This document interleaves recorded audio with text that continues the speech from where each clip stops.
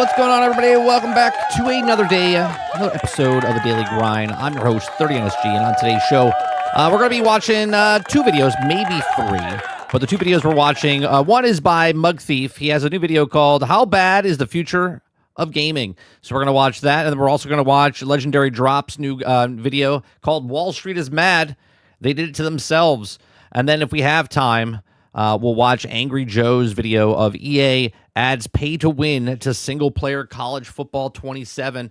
If you guys like what I do, we do this Monday through Thursday from 10 o'clock in the morning till noon Eastern. If you like it, hit that like button, hit that subscribe button. If you'd like to go above and beyond that, become a member as little as $5. We just cover the stories, give you my thoughts and opinions. We get your thoughts and opinions as well. We watch videos. We go back and forth with chat. Appreciate it. Speaking of chat, let me see who's all here. Good morning, Altern. Good morning, Travis, Roic, Eclipse, Ward, El Nini. What's going on? Sarge, what's going on? Water Bear, Apollo. Good morning. Who am I missing? I saw somebody else in here. I saw the Altern. Saw Ward. I'm missing somebody. Well, if I missed you, I'm sorry. I'm sorry. Big Mo, what's going on? Drummond, feels good, man. Good morning. All right, let's get to it because they're pretty long videos. So let's start with MugThief talking about how bad is the future of gaming. Oh my God. It's like a flashbang. The hell is this? All right, here we go.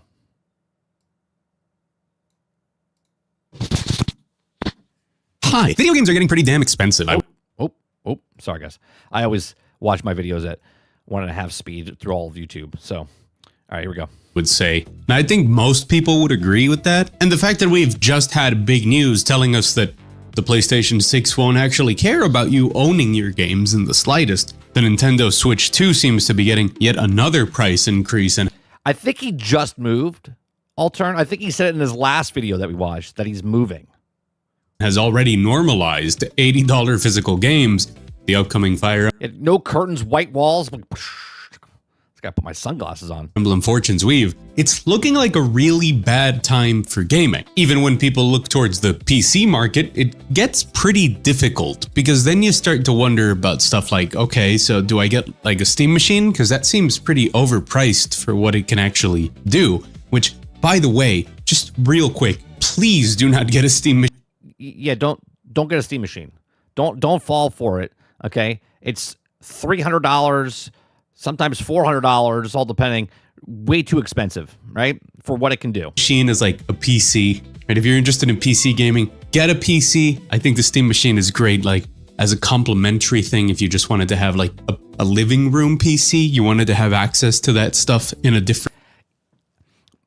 You can have. I know he's not saying this, but I know so many people think a PC can't be in the living room for whatever reason. It's like you go in something, it's like, no, you can't put it in the living room. That's a PC. It has to go into an office. It's got to go in an office or a bedroom. It can never go out into the living room. I don't understand this. I don't understand why people think that PCs can't hook up to television sets. It's fucking stupid. Room, and that's a pretty penny in order to get that. And I think that's left us all with some pretty big questions. Primarily, what do we do now? How do we actually do we buy games anymore? Like, how do we keep enjoying this hobby? Or I guess said differently, well, what's the future for video games? Well, friends, that's why I'm here now at this place and not at the usual place. And that's because I'm now going to move that camera because I have to use it. We're showing you a lot of devices. Devices like this. Jesus Christ, look at that. Is that the Legion Go? That thing's gigantic. Didn't they raise that price like $3,000 now for that handheld or something like that? $2,500? Lenovo Legion Go 2, which I received. It's as big as his head. Holy shit. Do any of you guys in chat have this? Do you guys have this? It's like putting a cafeteria tray in your lap. Received a while back, courtesy of Lenovo, back when it was priced at like $1,300, and I thought that was pretty expensive. Then I actually got to use the thing, and I realized, damn, if I really wanted like a portable PC device for that price, it's pretty good because you can't really get anything better. But you can justify $1,000 for that thing because of the portability and the power of it for the portability, right? It's much better or more powerful than the the Switch 2 and stuff like that. But when they went up to like $2,000, no. You see, just like pretty much everything else, this puppy now costs like $2,500. Yeah, no way. Bucks. We already established this thing is going up in price in a way that's not cool. But then there's the Switch 2 is only going up $50. It's $50. It's $550. Okay. What is that? Stuff like what is that?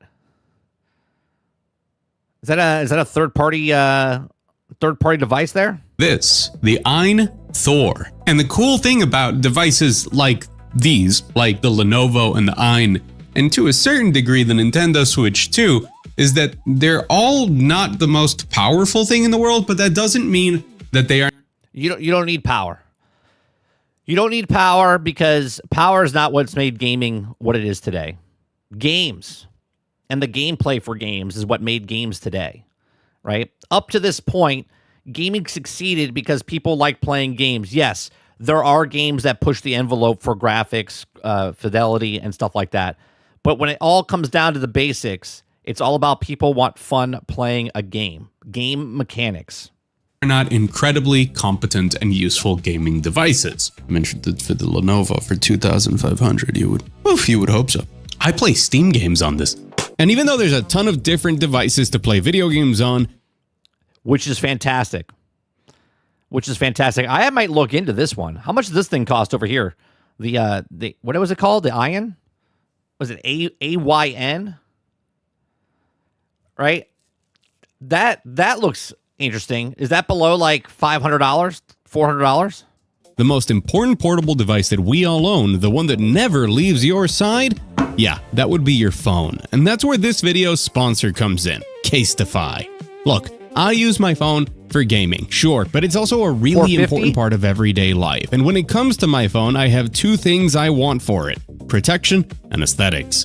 Casetify offers premium cases with military-grade standards that make sure that my phone survives. And as you can see, I'm the type that takes a while to switch phones. I honestly drop my phone at least once a day, and I somehow need to stretch its life to 4+ years, and Casetify has me completely covered on saving it from assured destruction. But it's not just protective, it's stylish, with trending designs that range from this classic camera inspirations and just simple tasteful designs like the one I've settled on. And that's only the tip of the iceberg. Casetify has a whole host of designs for you to find something that speaks to you, down to their collab line, which has different collaborations with different franchises you might love. And they are equally you put a 30NSG logo on there, I might pick up one. Stylish and functional, like this snappy mirror card holder stand that I can use to obsessively stay up to date on the news while I eat.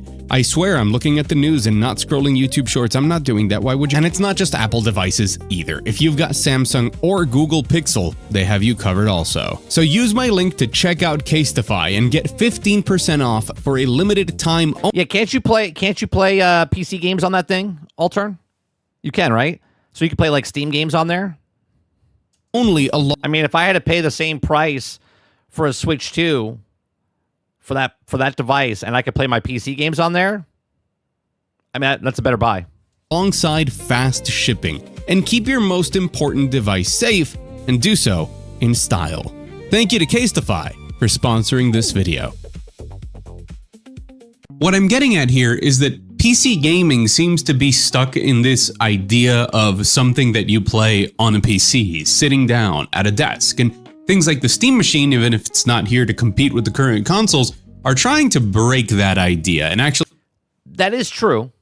That is true. If we actually look at that for a second, that the Steam Machine, even though it's overpriced because of the RAM issues, right? Because if it did come out and the Steam Machine did cost the $700 that it was supposed to, $700 to $1,000 instead of $1,000 to $1,500, it would have made a much bigger splash in the market. Okay, and it's a way that other people can start playing PC games for a cheaper price. And all these devices that he showed in the beginning, that is also other ways. Yes, the Legion Go is $2,500, $2,800 that he said. I think he's also in Canada. So let's just say like $2,300, $2,500 or whatever. There's still way more way more choices for you as a gamer to go out and buy and play something where you want. Like if you don't want to play on Sony, if you don't want to play on Nintendo, if you don't want to play on Xbox, there's a whole bunch of third-party devices that are PCs that you can play your games on, right? Say, hey, no, you can play PC games anywhere. And that's what these... Same with the phones that we talked about years ago, talking about how they have the new ARM chip inside there, and you can start playing your games. Like I could play my Steam games and stuff and stream them to my iPhone or your Android device.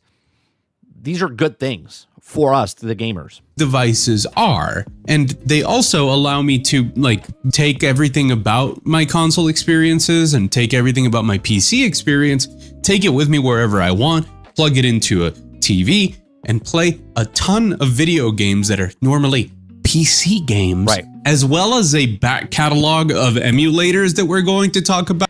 Yeah, if you're a person that's just getting into gaming and you got one of these devices, the PC, as he said, you have so much of a back catalog you can go play, okay? If you want to do emulation, if you want to go buy these games. And the best part is there's so many games and they're so cheap. They're so cheap. Independent games, right? Smaller games, AA games, even AAA games that have been on the market for a long time are now cheaper, right? Such a good way to get into gaming.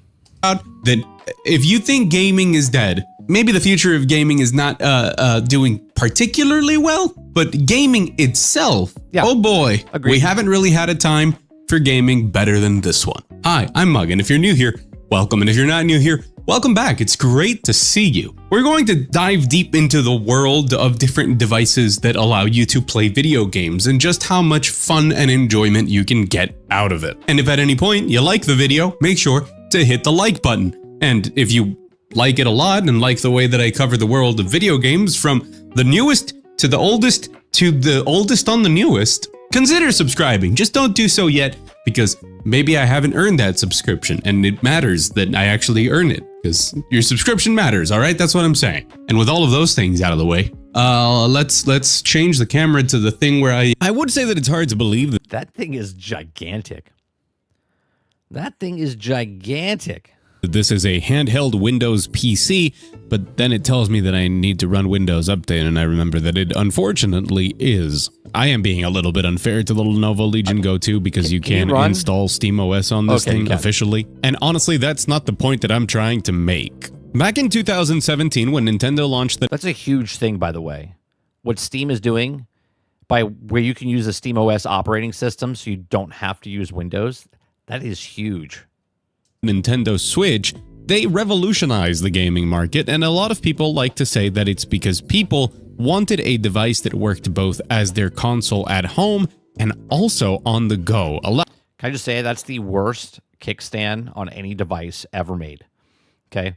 Every single person that has a Switch 1, that kickstand broke. Guarantee it. Guarantee. Allowing them to play their games anywhere that they were. And at the time of its release, the Nintendo Switch did manage to pull off something very impressive and unique, and that gave it success in the market. So many people ended up buying a Nintendo Switch precisely because of those unique opportunities that it... Do you know so many people buy a PC and they hate using Windows, and now they can get SteamOS? Because a lot of people just buy PCs to game. And with all the bloat that Windows puts on their fucking PCs, you free up a lot of space on your PCs because of that stuff. And it runs much better. Gave, whether you were a big Nintendo fan or not. However, looking at the current landscape, I would like to argue that people didn't necessarily want the same console to be the one that they had at home and also on the go. They just wanted access to everything that they had, whether they were on the go. This is why, look, I don't have to have the best experience all the time playing video games. I just want to be able to play my video games. There was a time when smartphones first came out and I wanted to play like a World of Warcraft type of game and I couldn't do it, right? But then mobile phones had a game, I think it was called Horde versus something. Basically, it was a World of Warcraft clone, whatever, for the iPhone. And I was like, this is amazing. I can play a World of Warcraft type of game on a phone. Right? Albion Online, when they first came out on Kickstarter and stuff like that, they're like, oh yeah, we're going to put it on PC, mobile devices, simultaneously, cross-play. And I was like, holy shit. I was like, I could play that. And that was an MMO that I could play on my iPad. Okay, way back when, like 2011. And I was like, that's great. I use my MetaQuest 2, not 3, MetaQuest 2, right? I stream from my PC and play my Steam games and my Xbox games on my a MetaQuest 2 headset when I'm on vacation and stuff, right? This is what gamers want. They want to be able to access their stuff wherever. Go or at home. I think that it's here in the ability of the customer to do whatever they want with the games that they own that we see success and we see the future of the video game market, especially given the fact that companies like PlayStation don't believe in ownership anymore. And what I'm showing you what this Lenovo is capable of doing, this isn't very different from the same opportunities that are afforded by stuff like the Steam Machine and the plans of the now 1,600 staff less Microsoft when it comes to Project Helix, which is allegedly going to just be running Windows. What's interesting is that the success of the Nintendo Switch proved that people... Here's another thing. Why would you buy an Xbox Helix running Windows when you can get a PC probably for the same price as the Helix is going to be coming out for, and you can run Steam OS? Do you know what I mean? Why would you get the system that runs a shittier program? Wanted to play their games in multiple different ways within the same ecosystem. It's just that now people are realizing that they only appreciated it with the Nintendo Switch because there was nothing else like it. And now that everybody has looked at it and done their own version of it, we realize that the PC ecosystem is actually the one that we care about the most. This is why I said in the intro that if you were looking to get into PC gaming, I recommend first getting a PC and... Well, I would assume, Titan, I know you're saying, well, it looks bulky and stuff. It does look huge. But I would assume the reason he's playing on a table is because he had to set up his camera on a tripod so he could get the angle so he could play the video game. Do you know what I'm saying? Just putting that out there as well. Instead of a Steam machine, but once you are invested into a PC, it makes sense that you would like to play your games in whatever way you prefer to play them. And if you wanted to do that sitting at your desk and playing the game on your... Winzo says, honestly, I don't get why games over time had to be about the graphics. This has been the detriment of gaming and bloat of the development costs, which has therefore cost us the games. I don't care graphics.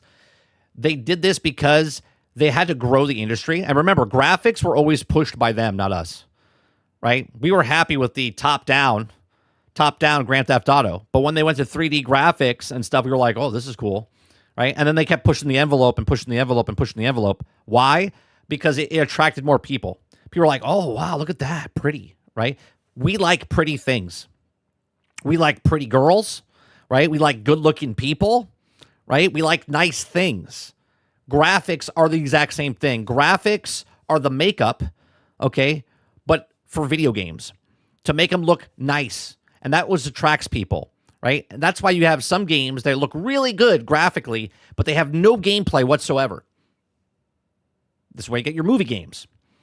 Okay, where people just press X to doubt, press X to continue, right? So that is why graphics. Majority of gamers don't care about graphics, they care about gaming. What the game is. Does the game feel good? Does the gameplay, the moment-to-moment gameplay, does it feel good? Your computer, playing it on the couch on a Steam machine, playing it on the go on a Steam Deck or a Legion Go, or soon enough playing it on your mobile phone, you should be able to do that. That is something that people actively want and is also a smart business decision. And I believe this is one of the key contributing factors for devices like this Legion Go and the Steam Deck to be so popular, even with the Steam Deck selling out after its price increase. People already have a huge Steam library. There's definitely, as paper says, going into the appearance is worth a while, but at a certain point, returns are nil. Right? There's a diminishing return. Right? How much longer are you going to work on this game for? So let's say you made a really good game, like the gameplay moment to moment is awesome, but now the graphics are just okay. But now you make the graphics much better, but it takes you 3 more years because of it. And because of that 3 more years, the budget went up completely astronomically high. and now it doesn't sell as many copies, where they could have put it out as an okay game, right? Graphically, but good gameplay. And then it sells millions and millions of copies, and the cost was way down. And they want to take it with them anywhere that they want to. They want to be able to play it anywhere in their house or when they're on vacation or at their office. Who knows? And honestly, who cares? The whole... Yeah, but Salty, look, I get it, right? But what would you rather have? Would you rather have a game that feels amazing and has good graphics, or a game that feels okay but has amazing graphics and now it costs 10 times more than it would have cost? Right? As a gamer, obviously, you want the best of the best, right? You want the game to feel good and you want it to look good, but there's a point, diminishing return, when they spent way too much making the game and they're like, it's just Suicide Squad. Looks great. Look visually great, right? Gameplay sucked balls. Gameplay sucked balls. So they put graphics before gameplay, and they put microtransactions before gameplay. But man, did it look good. Point about investing into an ecosystem is to get some benefit out of it. And the reason that I think that PCs are becoming more and more popular is because the other ecosystems being closed have no guarantee of ever actually respecting your decisions and your purchases over time. Whereas on PC, even if the worst were to happen... That's a good one, Ron. Yeah. Vampire Survivors graphics are simple, but gameplay is top notch. Yeah. He made that game, what did they say? $1,500? Right? And he sold millions and millions of copies, right? He's making other games on top of that now. No one's if a company owned that company, that studio, or that person, they'd be ranking in the money. They'd be loving it. They'd be like, hey, make more of these. You still have a PC. It still works for a ton of different things, and there will always be launchers and ways to play your games. And so with the rise of PCs of all sorts, be that Linux-based, Windows-based, for your TV, for your handheld, or for whatever you want, there's also an important shift in the market. One of the biggest problems that PC has always had is the fact that the configurations are so varied. You never really know how to properly I have to say, the Legion Go, I'm not a big mobile guy, right? Like when it comes to these handhelds and stuff, because I don't care how cool it is and stuff like that. A lot of this stuff, the battery life drains super fast, even on your cell phones, right? That's why I'm not a big portable guy. But I do like it for short things like airplane, taxi rides, train rides. You're on vacation. You don't want to take a bulky thing with you. So you're not taking the Legion Go. You'll take something else. But the point is, a lot of these handhelds, the design of them, they just drain the battery super fast. Optimize a game on PC because inevitably there will be somebody with a configuration that completely breaks it. However, as more and more effort is put into this, something else starts to pop up. Not everybody is playing on the... Oh, I don't know if you guys know this, since he's showing 007 First Light. They've had 7 patches, I think, since the game came out, a month ago? And maybe a little longer than that. And 3 of the 7 patches, they've fixed the AI in some way, shape, or form. But I'm sure the game was perfect when it came out. I'm sure it was perfect. Same machines, and in order to sell your games to the most amount of people possible, you want to make sure your game can scale. And this ties in very closely to the fact that the prices of everything are getting very quickly out of control. But to get my point across with this, I have to talk about a studio and a publisher that has been very on it and that you've probably heard me talk about before, and that is Capcom. No, I'm not here to talk about how Capcom is on a generational run with all of their latest releases. I'm here to talk about how smart and exemplary their business decisions have been. You see, Capcom isn't currently pushing for the next generation of games, trying to absolutely break what is possible with advanced graphics. No, quite the opposite. Capcom has seen where gaming is headed and where the trends are, and decided that what they should do is make it so that all of their games are playable in as many... Yes. And why is that? Why is it that most of these companies, well, I should say most of these companies, a lot of companies recently have decided to not go with the exclusives on Sony, have not decided to go exclusive with Xbox. They're like, no, we're going to be putting our games everywhere. Remember, Crimson Desert was trying to get money hacked into the PlayStation ecosystem, and they said, nope, we don't want that. We're going everywhere. Smart choice for them, right? Very smart choice, because then they sold their game on multiple consoles. Worked out for them. Worked out for another game company, I forget as well. Capcom also did this. There was one more company that did this as well, right? All of these companies were like, yeah, we don't want to go. Why would they not? Think about this for a second. See, the industry knows what's going on. Now we see a wider view. Why would these companies choose not to go with the most popular platform in the console market when they have 90 million plus consoles on the market and go, no, we don't want to be restricted to you, when there's billions of people that have devices that they can get on? They're like, no, we're good. Makes you wonder. Places as possible. Currently on a rampage of releasing pretty much every game that is on the RE engine for the Switch 2. Of course, playing it on Switch 2 comes with a ton of compromises, graphically, performance-wise, and they do their best to make them work the best they can. But it's this idea of making sure that a video game actually runs on pretty much everything that I think is a winner and really shows where the industry is headed.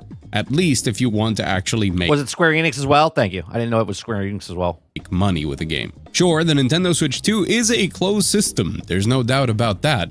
But while they're at it, Capcom is putting a lot of effort into the optimization and scalability of their games to make sure that they can, at least to the best of their ability, run well on Steam Decks to any other handheld of any sort, including at this point, and a topic— I'll be honest, I saw this around a long time ago, but I never really looked into it. But now times have changed. This is a perfect type of handheld device to me, right? Not too big, not too small. Okay, seems like it's got a nice screen. If I could emulate a whole bunch of stuff on here and I can put it in a little bag and travel, this might be a thing. I got to look into this more. We're going to get into very soon, which is Android handheld, and also across as many PCs as possible, because that is how you actually set up the widest possible net for people to play your game. And with Capcom reporting the majority of their sales coming from PC and handing a lot of those PC sales to the fact that they are taking advantage of Steam sales and discounts as much as possible to keep their Capcom more profitable than they've ever been in their entire existence. Prices competitive and their games front and center on every storefront they're available on, the final part of the plan to really hit home is making sure that pretty much anybody can buy the game and enjoy it. Doesn't matter what hardware they're on, whether that's a traditional sit-down PC or any of the other devices that we're seeing rise in popularity. Which is very funny to say considering Monster Hunter Wilds, but you know, everybody makes mistakes, I guess. I think by now— Well, it's hard. Monster Hunter Wilds, when you made Monster Hunter World, that was peak, man. Monster Hunter Worlds was a phenomenon, and now you're competing with that. It's going to be hard to do back-to-back type of stuff. You know what I mean? They had a kind of hard failure rate after Monster Hunter World.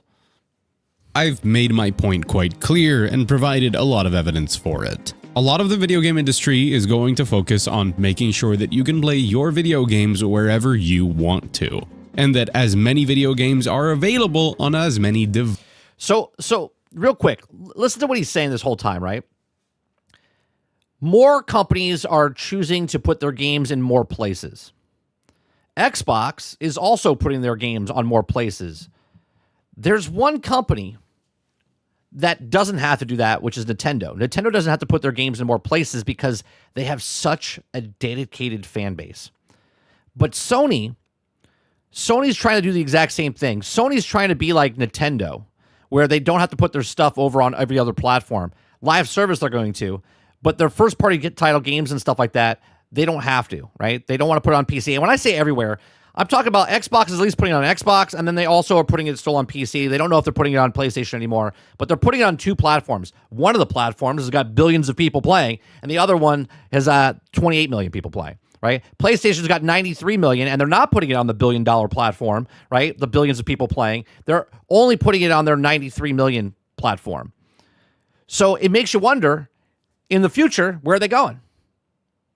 Right? So they're trying to reel in this small group, they're trying to become the Nintendo, but the problem of that is Nintendo is handed to you, and it's my joke, but when you're born, they go, here's your Nintendo, right? Because it's appealing to everybody, from small little kid to grown-ass adult that's about to go on their deathbed, okay? From birth to death, Nintendo's appealing. You don't start playing Sony games, right? Because they're more mature. There are kid games on the platform, okay? But you're only playing Sony if your father or mother owned it before and they let you play it. Kids are not getting a $600 machine. They're not getting a $1,000 machine to hand to their 5-year-old or 6-year-old, okay?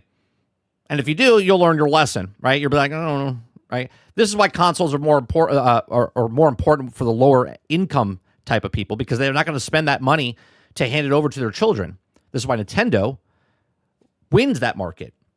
Sony's trying to get that market, but they don't want to put that effort in, right? They put Astrobot. Congratulations, right? You got to put more platforms, more platformers, more kid-friendly games on PlayStation. Devices as possible. This goes completely counter to the idea of making the next big great game that can only run on the next big hardware, because with the prices of game development, that's not really a viable option anymore. If you have to recover the cost of investment, you can't make the most expensive game in the world and sell it to the smallest install base. Meaning that games have to be more and more scalable and better optimized in order for studios to actually make their money back. And none of this really takes into account an absolutely huge and still growing trend within gaming, which is, of course, retro gaming. The line of what retro even means is getting a bit blurry these days, but it is undeniable that there is a lot of popularity around playing older games, be that by collecting old machines, old hardware that actually plays them natively, or by buying. They'll learn their lesson, Salty, down the road 2-3 years from now, unless their thing is their own store on the PC to compete with Steam and compete with other.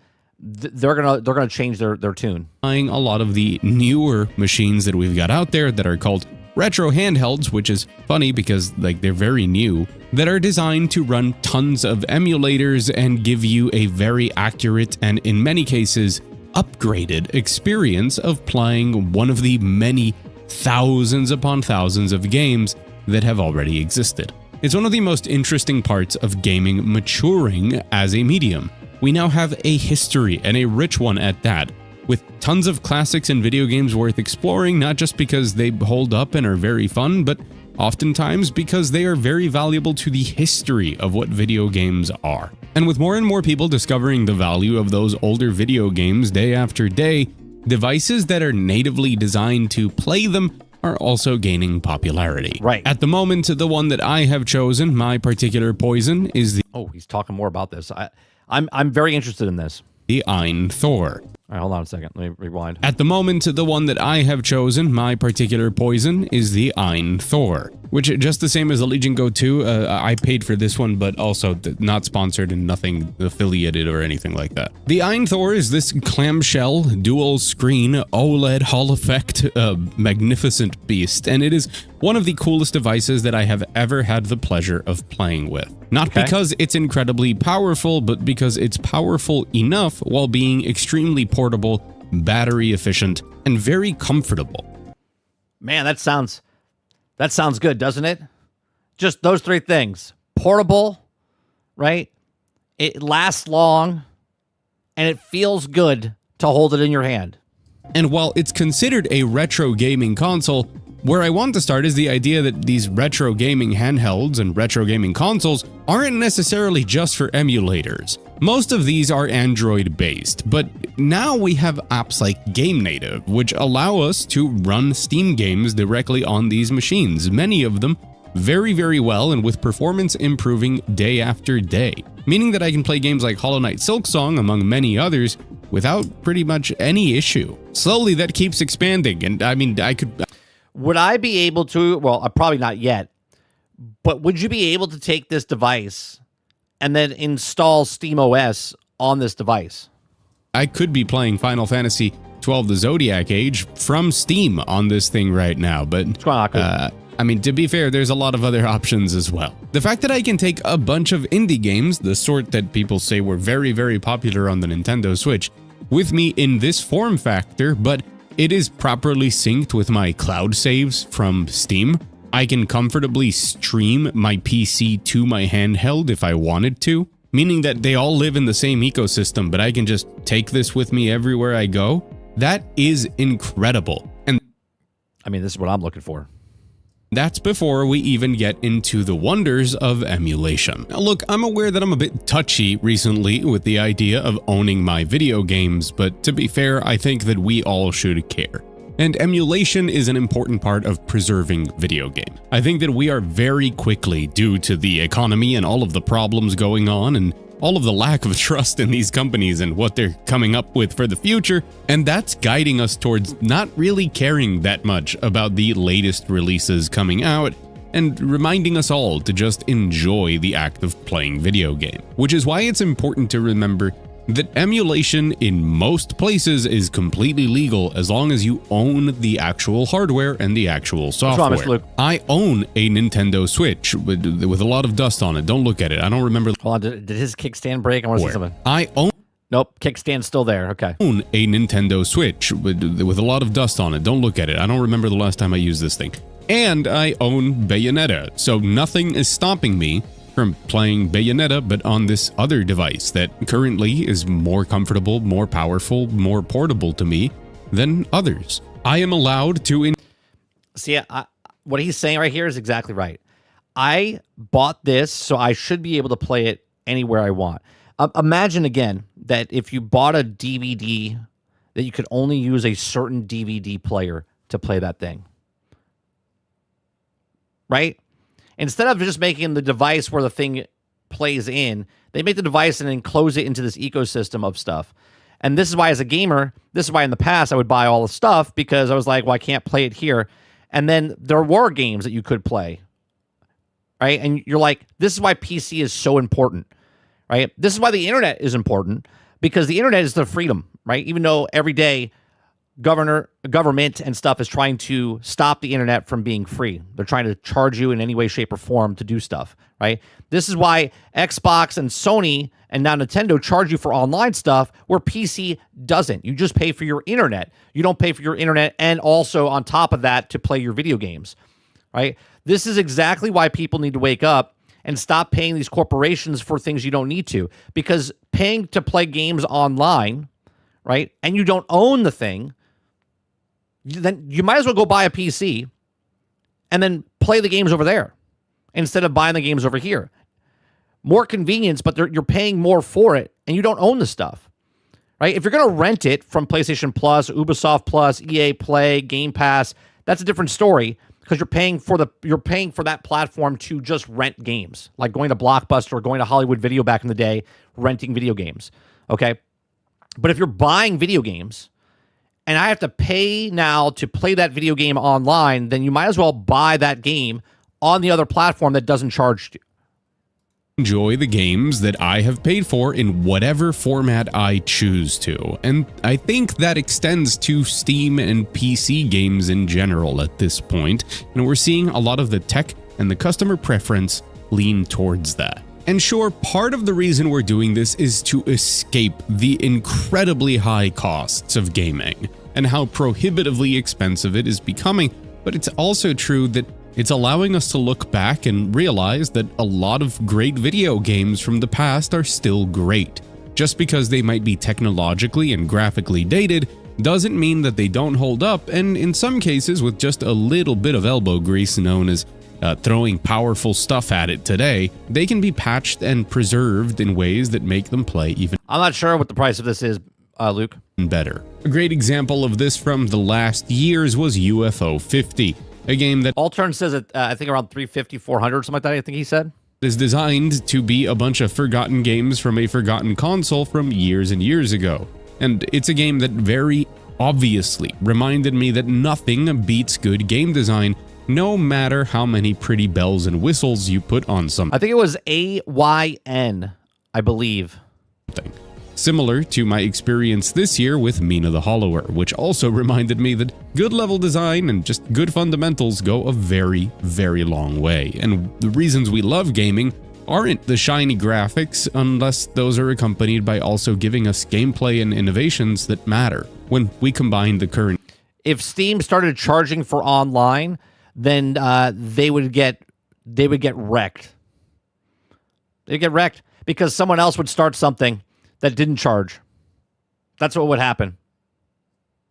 Climate of people wanting to save money, with everybody remembering that video games aren't defined by how graphically impressive they are, I think we end up in this very interesting cross-section where retro games and modern games want to live together on the same devices. And the best ways to do that are on PC platforms, or, you know, if you want to consider Android a personal computer. Right. When I sit down and analyze the trends in video games, where we might be headed, included when it comes to prices and when it comes to what people are interested in. Crowd says the complacency of console gamers got us here.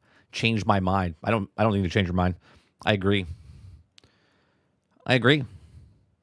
Right? The smaller portion of the gaming population, which is on console, okay, spend more than everything else. They charge more, they ask for more, and this is why, you know, they've never gone over 250 million, gamers, which is not really 250 million people, because most of us owned multiple consoles, multiple brands, Nintendo and PlayStation, Nintendo and Xbox, Xbox and PlayStation, right? And some of us even own a PC on top of that, right? There's not really 250 million people. I would say like 180 to 200 million. Every day, I feel like we are coming closer to people not caring about the things that they used to care about. Sure, graphics matter, sure, the next big entry in a big franchise might matter, but I think more people care about the actual gameplay and making sure that they enjoy games in a way that fits into their lives much more than they do anything else. And if companies want to make the most money, they need to actually give customers exactly what they want, which at this point means being able to play your games the way you want to. Being able to take your game with you wherever you are, play it on whatever screen you want to, and sure, there might be some complications with performance and differences with one version or another here or there, but the more that can be solved to allow for a seamless experience, the more I think they're going to find success. And if that weren't the case, there wouldn't be plenty of companies that are very forward-thinking trying to give people exactly that. The good news is that I feel like within all of the terrible stuff happening in the world of gaming these days, this is a very good thing. More games that focus on innovation and actually being fun, and that can work on a wider range of hardware, meaning that we're not forcing people to upgrade to play new games, because that just doesn't seem like a smart business decision in the world of the RAM apocalypse. That would also mean that Look at what Ubisoft did today, right? They released Black Flag Resync. Instead of making a sequel, they wrecked the sequel, right? Because they made Skull and Bones. Skull and Bones was supposed to be the sequel to Black Flag. They were going to make it an MMO, then they switched it to what they did, and they completely destroyed it. But now they learned their lesson. Well, at least you think they did, right? They had 15 studios work on Black Flag Resync to get it back into the state of what it is today. And now people are looking at it and they're like, well, it looks amazing, because Black Flag was beloved game of Assassin's Creed. Now they've redone it and everyone's like, it looks gorgeous. It plays the same. They've done a good job with it. They're winning good graces back with it, but don't be fooled, right? Don't be fooled. Because this is it. They're not making new games, because the new games they try to pitch to you didn't like. So they keep going back to the old ones. They keep going back to the old ones because instead of letting you play the old one on the new system, they want to sell you the same thing over again. This is why they do remasters and remakes instead of making the money, taking the money that they made, put it in a brand new game and try to make it, because they know the new game is not 100% guaranteed to sell. But a game in the past that sold well and they redo it, they're like, yeah, well, we can do it for cheap and we can make a lot of sales off of it. Games become more accessible and more affordable for people, not just whatever the latest thing is on your phone or something, but just in general. Getting into gaming, and especially retro gaming, has... I think it's $60 for the standard. I think it's 60. ever been easier or cheaper, with the Ein Thor running you from $350 to $400 in most. There you go, $350 to $400. Easier or cheaper, with the Ein Thor running you from $350 to $400 in most cases, which, sure, it isn't the cheapest and there are cheaper things out there, but at least it has 2 OLED screens, which is 2 more than the Switch 2 has. And so if I were going to wrap everything up in a nice, neat little bow, what I would come and say is that the evidence is pretty clear that video games have one way of avoiding becoming this prohibitively expensive thing that most people can't afford. And what's clear is that that path involves making sure that video games are playable in the ways that people want to play them. Because there is a need in the market, it's being filled. These retro consoles, these high-end portable PCs, and Yeah, but Travis, what you're saying, okay? You said, I mean, Black Flag is widely being considered a better version of the game. Sure, but how did we get here? What did it take? What did it take to get to this point where they redid the game we asked for originally 15 years ago? If you're a person that just kind of forgets about it and be like, yeah, I'm gonna reward them because of this, we asked for Black Flag years ago for a sequel, and they went, we hear you. We're going to make an online multiplayer game, and it's going to be Skull and Bones. And they worked on that game for 13 to 15 years, delayed it 7 times, okay, put more money into that game, took a grant from Singapore to get that game created, put it out, and it was a piece of shit. And only when that failed, they went, oh, all right, well, let's get 15 studios together, and let's start making Black Flag resynced again and sell it again. Now, I understand, right? Morning 30 NSG and chat. Building my Steam library and signed up for GOG literally this morning. We not looking back at Sony. Nice. There you go. Thank you very much for the super chat. Appreciate the $5. And for that, I'm going to give you this. Yo, yo, yo, yo, yo.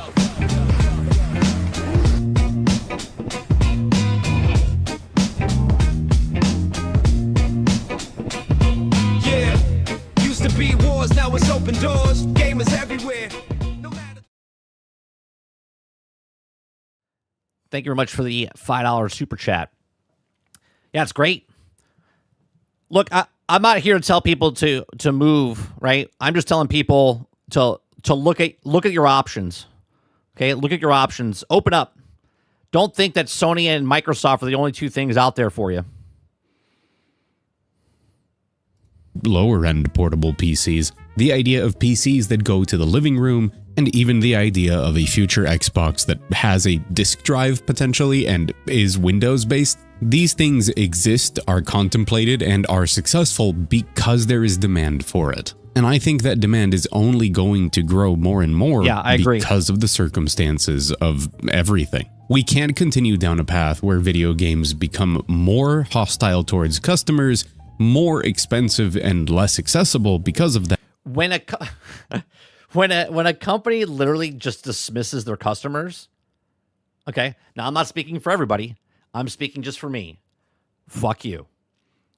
Fuck you if you dismiss us, because if it wasn't for us, you wouldn't be the company that you are today. Hand in hand, right? We wouldn't be fans if they didn't make the games, but they also wouldn't be able to continue making the games for the fans if we didn't pay for the stuff, right? Stop being a consumer and start being a customer to these people, right?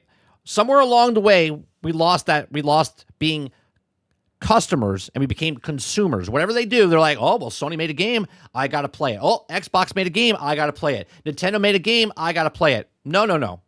You look at the game and go, what is it? Is it good? Is it bad? I'm not even talking about reviewers and journalists. Just, they think they make product, we're supposed to buy product. Not kind of maybe buy it. No, we bought it, we made it, you have to buy it. No, that's not how that works. Every day I go live, I make a stream. Does everybody have to be here to watch me? No, I'm going to go live regardless. And if you like watching me, you're going to watch me. If you don't like watching me, you're going to move on to somebody else and watch someone else that you like. That's what it is, right? I don't automatically think, oh, well, these people are going to come and watch me. That's a hell of a process to think like that. Be like, oh yeah, Everybody that's here today is going to be here tomorrow and is going to be here the next day. Why? Because I'm here. And where the focus continues to be on technology instead of innovation, where we keep thinking about what's the next thing that video games can do instead of remembering that the first thing that they should be is fun. This is where I'm placing my bet, and if it isn't the reality that comes to pass, all I can say is that I've been having a blast just playing my games wherever I want to, and enjoying games that nobody talks about anymore, that nobody discusses on the Steam DB most played charts. Games that have been around for 20, sometimes closer to 30 years, but that... The fight more, though, is towards AAA games than it is to other games, right? We make a big deal of the AAA games because they make a big deal of AAA games. They make a AAA game and you're supposed to buy it. It's supposed to be the greatest, latest, greatest thing. I'm here every day 30, smiley face emoji. Water Bear with the 1999. You know what I'm going to give you? I'm going to give you a better one, all right? This is... Oh my God! Oh my god. Oh my god. Oh my god. Oh my God. Oh my god. Thank you very much for the 1999 super chat. I appreciate you. Thank you for the continued support. Sarge says, fun. What's fun? Sounds like torture? What, oh my God? I mean, I don't know. Oh, pain and pleasure are close to the same thing. At Brain Eclipse 187 celebrates 33 months of membership. Coming Thank you very soon, much. let it all burn. Let it all burn. The movie guy. 33 months support. Appreciate you. Thank you very much. Sarge says, quick question. Does Mo have leftovers, or does he? Does all that food go straight into his fridge? I think he eats it all. I'm pretty sure. Wouldn't you? I mean, that would go into my fridge. If you guys don't know what Sarge is talking about, Big Mad Mo on Discord always shows all the food that he's cooking, and man, does it look good. It looks good.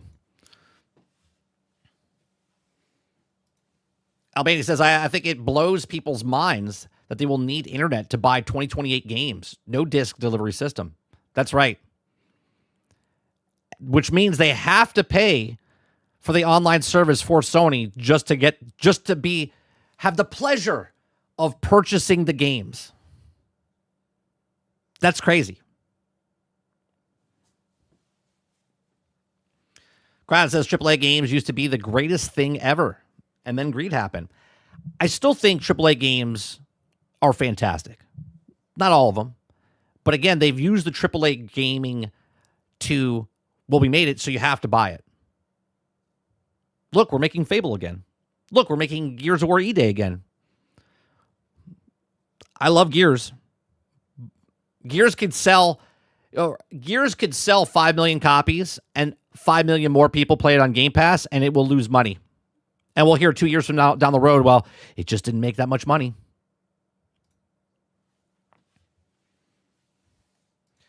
Windows says, when I look at the Site 30, the AYN handhelds, they sell in pre-order batch.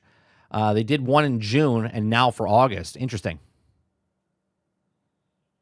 I'll take a look at it afterwards. Yeah, Mo says they're in the freezer, Sarge.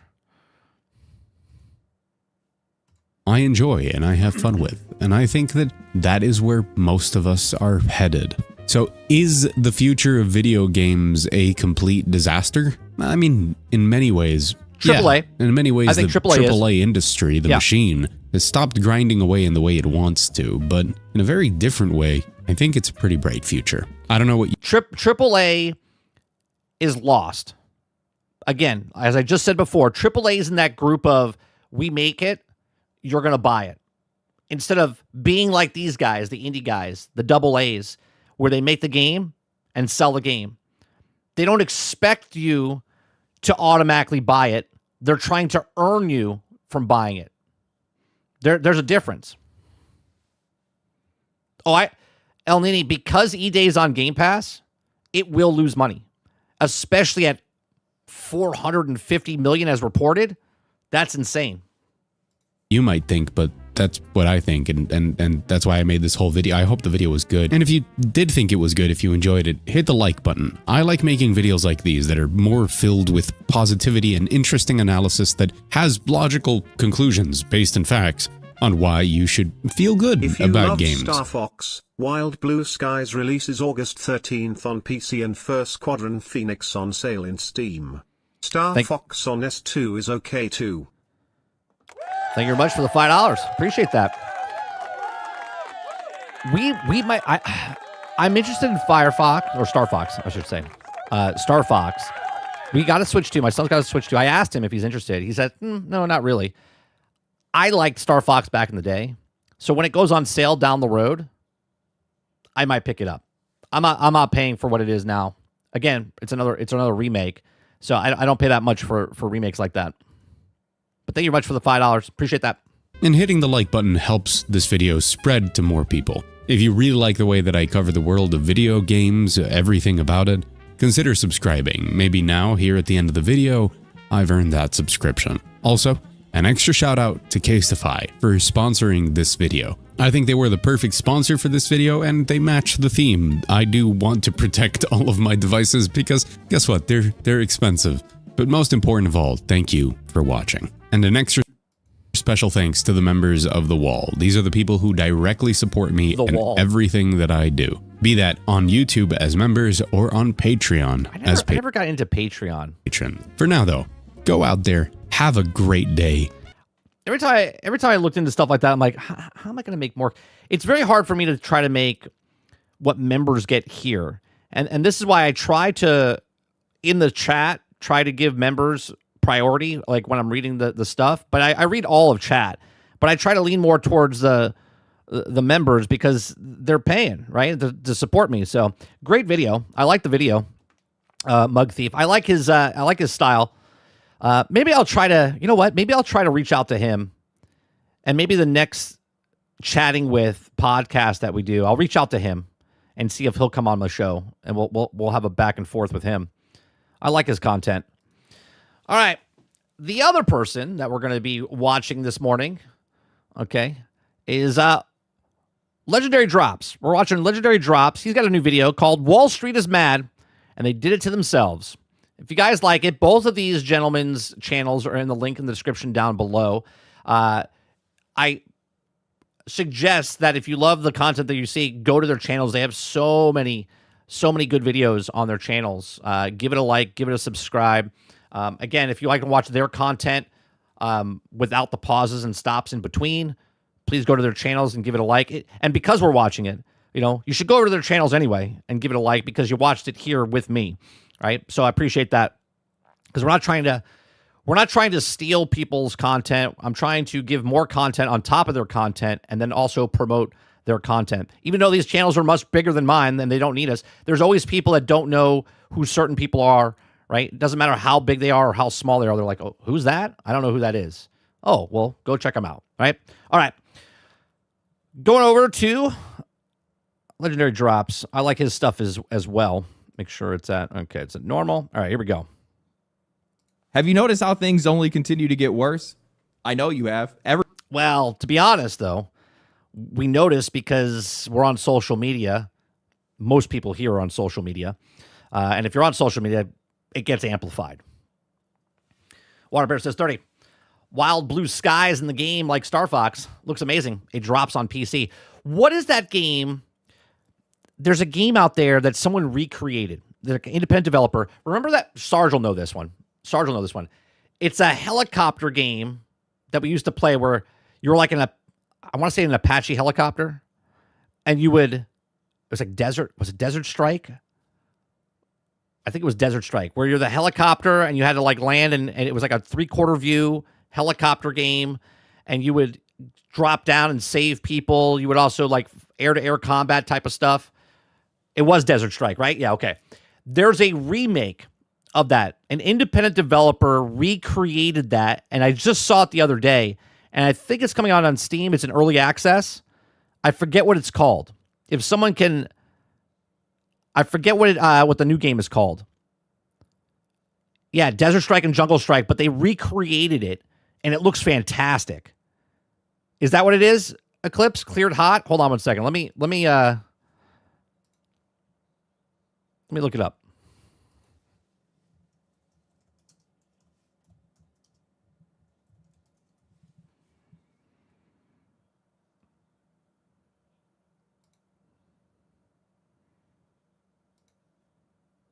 Yeah, cleared hot. That's it. This is a game. Okay, if you like Desert Strike back in the day, you got to look at this. Right? This is great. Travis McCall thought his hero days were long behind him. But when he runs afoul of a local militia, he finds himself in a new battle against a mysterious menace. Where the hell they get a jet? With the help of the county sheriff Easy, okay? I get a little motion sick. and a reclusive crank, You can call me I used to love this game, dude. Used to love this game. Desert Mike. he'll fight This is a spiritual successor. to save his small Texas town Can't take much more here. and maybe even the world. To succeed, he'll need to remember old tricks and learn a few new ones. Master the use of weapons, both conventional and improvised. And find the courage to face the dark threats of a changing world.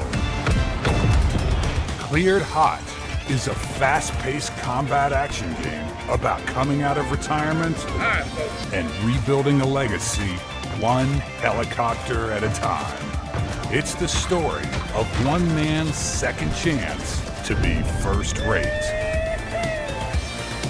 Cleared Hot. Available now on Steam Early Access. There you go.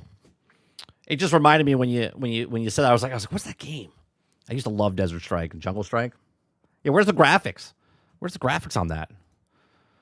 So if you like that type of game, go check it out. All right, let's go back to Legendary here. Everybody can feel it at this point. Every single year, all of a sudden, you're paying more and getting less back. Hardware is constantly falling out of reach. Monetization is spun out of control. Your ownership is constantly in question. The price of games continues to go up, yet the games themselves continue to lose quality. The games industry is... All of my songs that I've created on this channel, all the talking points that we do on this channel, the no pre-orders, no full price, no half-ass game and stuff like that, that has to do with the AAA space, right? It's not about the gaming, all of gaming. It's about the AAA space. The AAA space, man, has lost their ways because of bankers, investors, shareholders, all these people, the 14 layers of management in between the developers and the people that are supposed to sell their games. They've lost their complete, utter minds in this industry. Bigger, more profitable, and more culturally dominant than it has ever been in its entire existence, and it's not even close. There's not a single industry that can even touch it at this point. Yet, for whatever reason, the games themselves feel more desperate, more compromised, and more hostile towards the audience. And that is not by accident. For years, the games industry built up your trust and loyalty by selling you video games. That's right. Make a game, sell a game.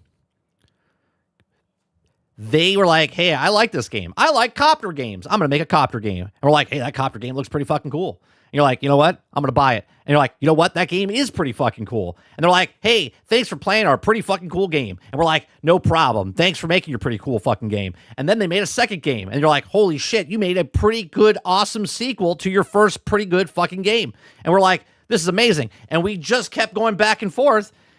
And they got bigger and bigger. And they're like, you know what we could do? Instead of making games for these people, now we're just going to make microtransactions in the games for the people. Instead of making good games, we'll make shitty games and make it better with microtransactions and season passes and battle passes and smallly, just incrementally get better over the next 18 to 24 months. And we're like, yeah, it sounds good.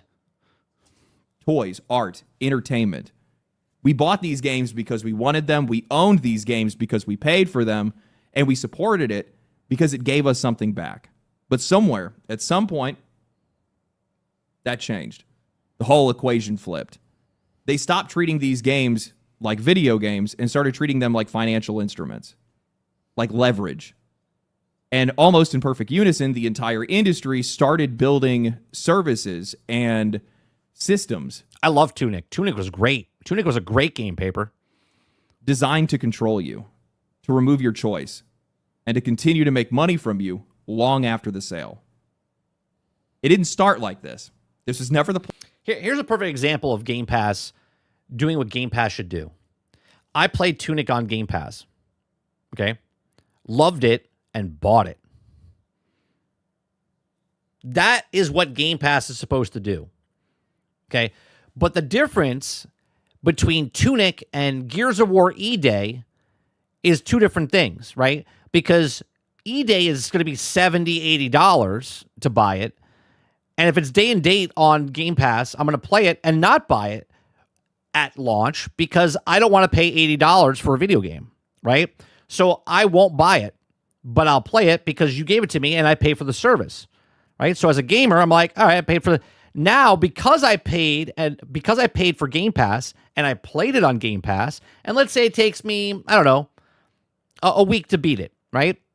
I paid $23 or $20, whatever it is, for Game Pass. I'm at the $20 level for a couple more months, right? It's $23 though. But if I pay $23 and I beat the game and I play a little bit online or whatnot, so let's say I get 2 weeks out of it, and then I'm like, you know what? I'm going to put the game down. Now I want to buy it. They give you 20% discount, but I already spent the $23.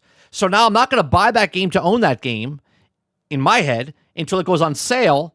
So if it's at $80, I want it to go down to about $50 before I buy it because I already paid $23 for Game Pass.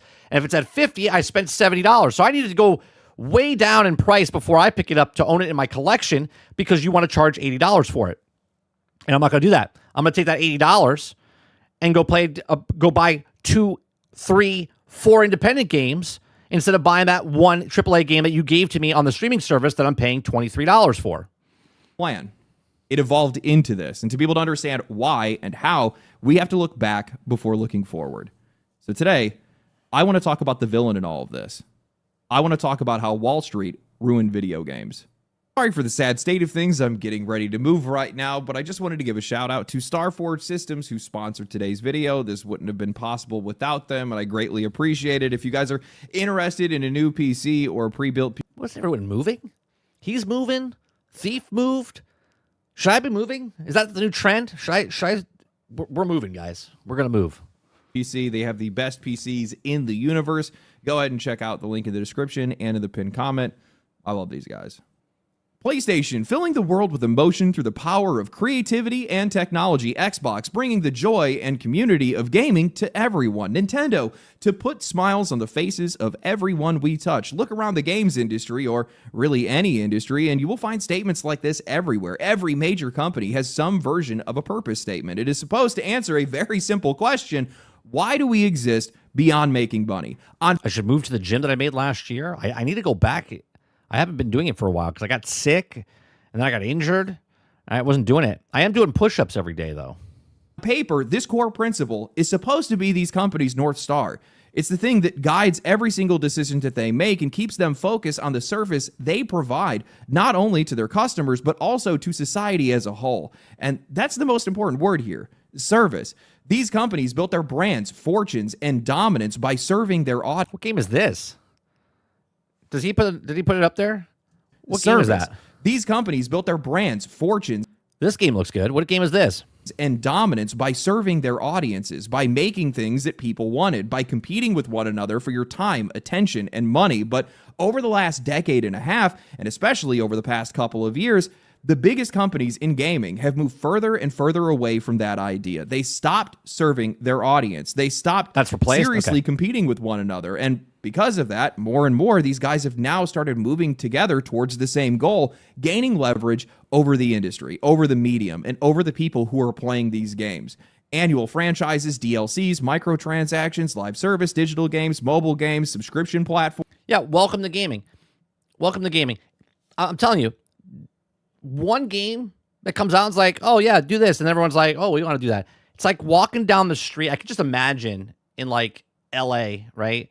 You walk down the streets, some meth head asks you for some, can I have some change? And you're like, sure, here's some change. And then 5 seconds down the road, someone else is like, hey, can I have $1? And you're like, yeah, sure, here's $1. And then someone else down the road, can I have $5? Yeah, sure, here's $5. And then as you just keep going down, like everyone's just asking.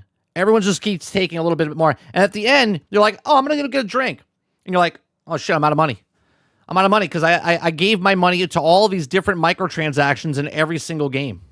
Forms, rising prices, rising budgets, consolidation, commoditization, surveillance, the removal of value, the removal of ownership, enshittification. We have watched a rapid and violent evolution of a still relatively young industry, something that started as toys, as a hobby, as entertainment, and then slowly became a self-serving, profit-seeking machine that is trying to crush both its creators and its customers. Yeah, it is destroying the creators as well. Right? The people that came in, and I always do an example of this, right?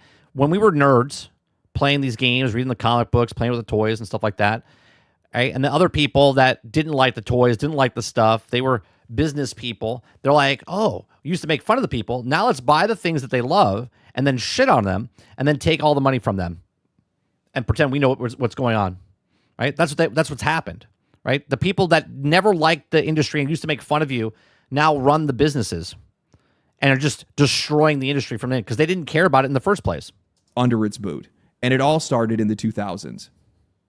At the start, the games industry was basically just a seasonal toy business. Even as gaming exploded through the late 80s and 90s, it was built around one simple idea. Make something cool, fun, and exciting enough that people actually want it under their Christmas tree. You just made the game, you sold the game, and if people loved it, they'd come back for the next one. And for a long time, these companies understood that trust was everything. After the crash in 1983, gaming was this risky, unstable, and just seeing that makes me happy. Was everything. What great memories. From Mega Man to Zelda. Gaming was this risky, unstable, and maybe even a fad of a business. But Nintendo rebuilt that trust by obsessing about quality and the relationship with their customers. The NES was not just a console. It was the proof that the games industry needed that they could be trusted again. And if you guys really want some whiplash, Nintendo, for the NES, had a 20-year repair lifeline. They honored that up until 2007. Think about that for a second. Right? A 20-year repair lifeline. 20-year repair lifeline. 20 years. They love their products so much, Nintendo, that your shit could break. Send it to them, and they would honor it. That's how you make customers. That is why crazy Uncle Nintendo can do what they want, because they earned it. They honored that up until 2007. I used that when I was a kid in 2001. After my NES died that I had inherited from my brother, I called the number on the back of the console, gave them the serial number, and within a week, Nintendo had mailed me out a brand new NES with controllers. That sounds insane today, but back then, that was the relationship. That's how far these companies would go for people, because these companies wanted you to feel taken. Now, think about this, right? What he just said about Nintendo. Now think about Sony. Sony takes your games, takes your movies, takes your shit, and says, sorry, you're going to like it. And you're going to pay more for it. What a great customer service line. Taken care of. Nintendo had plastered a seal of quality on the front of every single one of their games because they knew that your trust was the whole business. That trust is what put Nintendo in every single living room across the world, and it's also what built the foundation for Sega, Sony, and eventually Microsoft to come in and compete on. Every console after that was just a massive leap. The industry just kept growing, built off of that same trust. Every generation felt like these impossible leaps compared to the last, and for the most part, peak system, by the way. Said it yesterday when I showed it. PlayStation 2 was the peak system, and it all went downhill from there. The only thing that we ever had to worry about back then was what game you actually wanted to play next. And from here, over the next 20 years, things would just continue to snowball. That trust would continue to build, and that trust would turn into support, and that support would turn into a community, and eventually that community turned into sales numbers that the entertainment industry didn't think. You became a stat. You weren't a person anymore, right? They just wanted more. It's like the Kylo Ren meme when he's screaming at More. That's what the industry is now. Think were possible. By November 9th, 2004, Halo 2 had made $125 million in its first 24 hours, becoming the biggest opening day in entertainment history. 3 years later, Halo 3 would shatter that record by $170 million in a single day. There was not a single piece of entertainment that was even close. Video games, in that moment, were no longer some niche hobby for kids. They were not seasonal toys anymore. These were mainstream. Right. Nerds made things for nerds.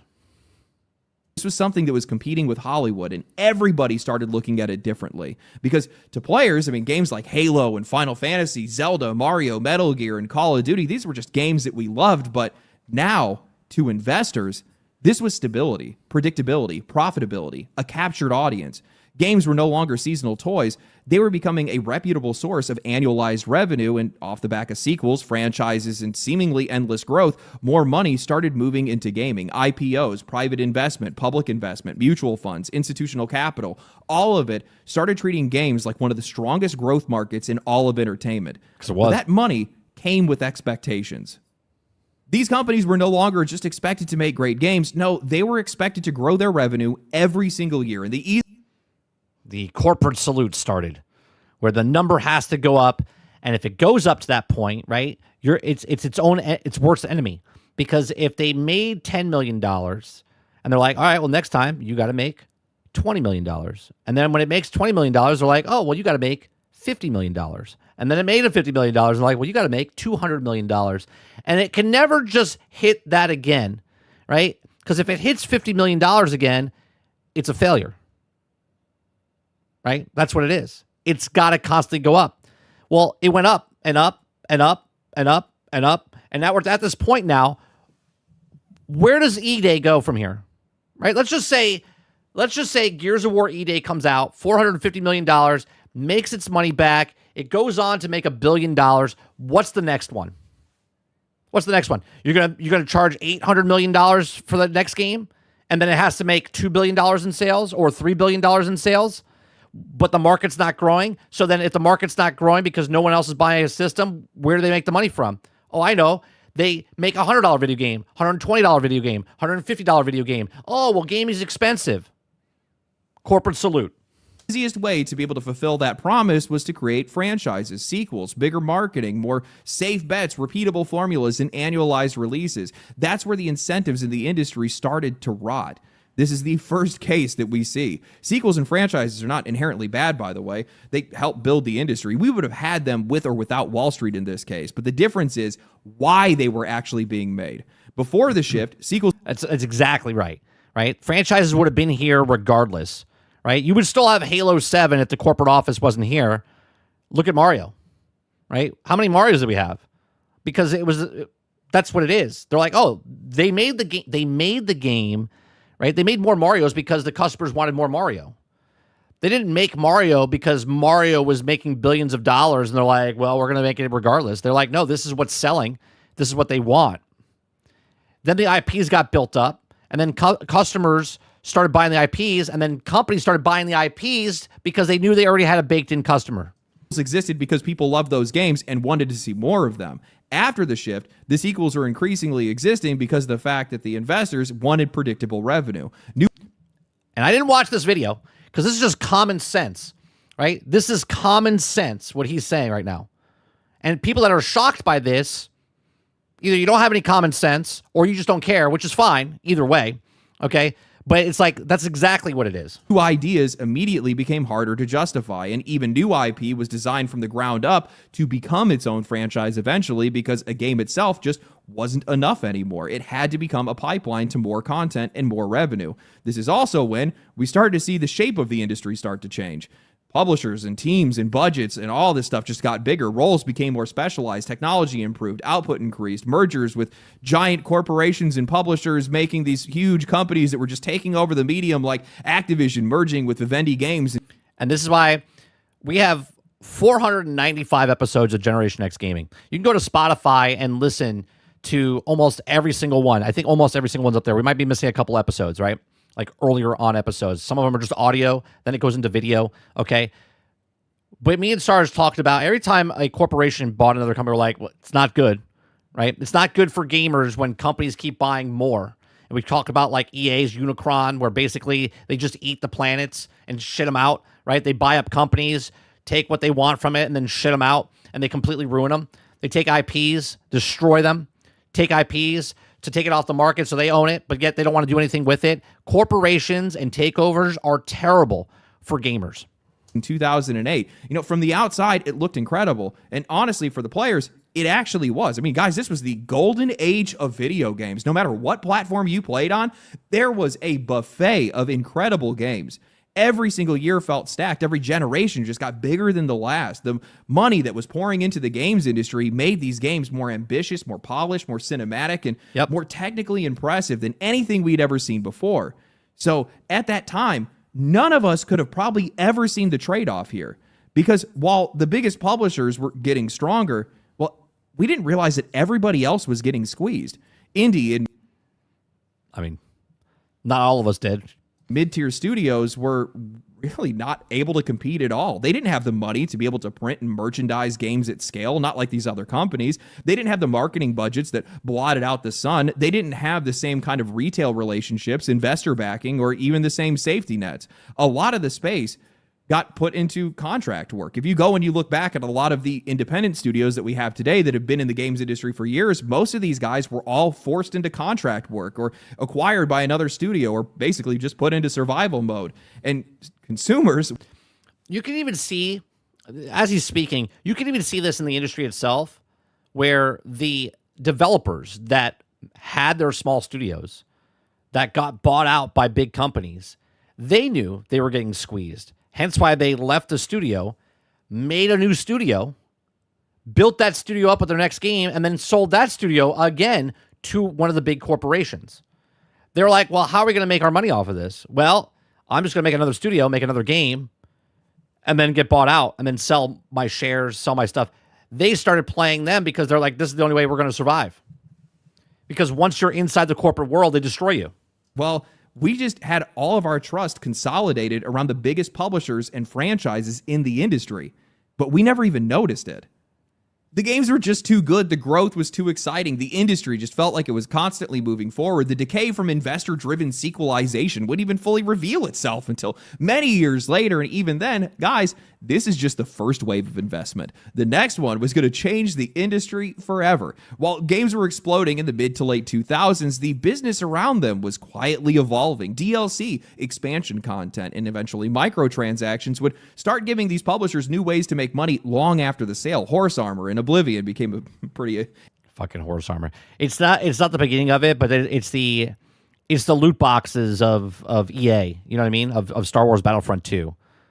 Right? That is what the Horse Armor is. It wasn't the first, and the Star Wars loot boxes wasn't the first, but it's the most noticeable one, and it's what changed the industry. The Horse Armor and the loot boxes from Star Wars. Infamous for a reason because of this, but at that time, it still felt small. Most of us didn't even really think anything of it. It was annoying for sure, definitely stupid as well, but it wasn't industry defining, at least not in any way. Then Xbox and PlayStation started selling digital games through their own platforms. And that completely rewrote the logic of the business. It was no longer just buy the console, buy the game. No, the console itself is now the storefront, a service.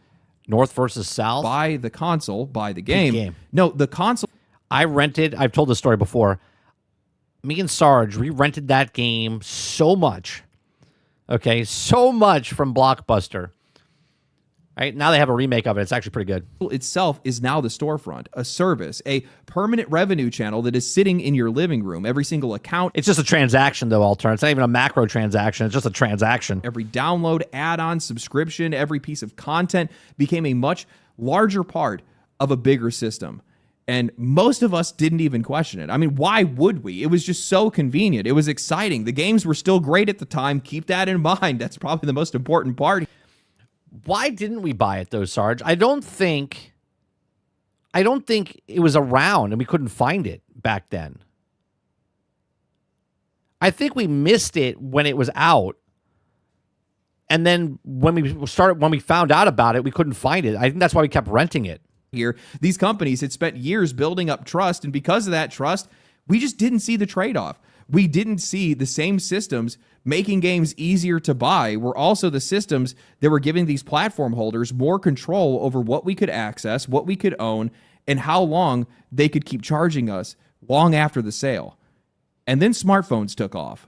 The iPhone launched in 2007, Apple introduced in-app purchases in 2009, and by the early 2010s, mobile games had already become the clearest example of what games could look like when the sale stops being the point. Yeah, because it wasn't a very popular game, Ray.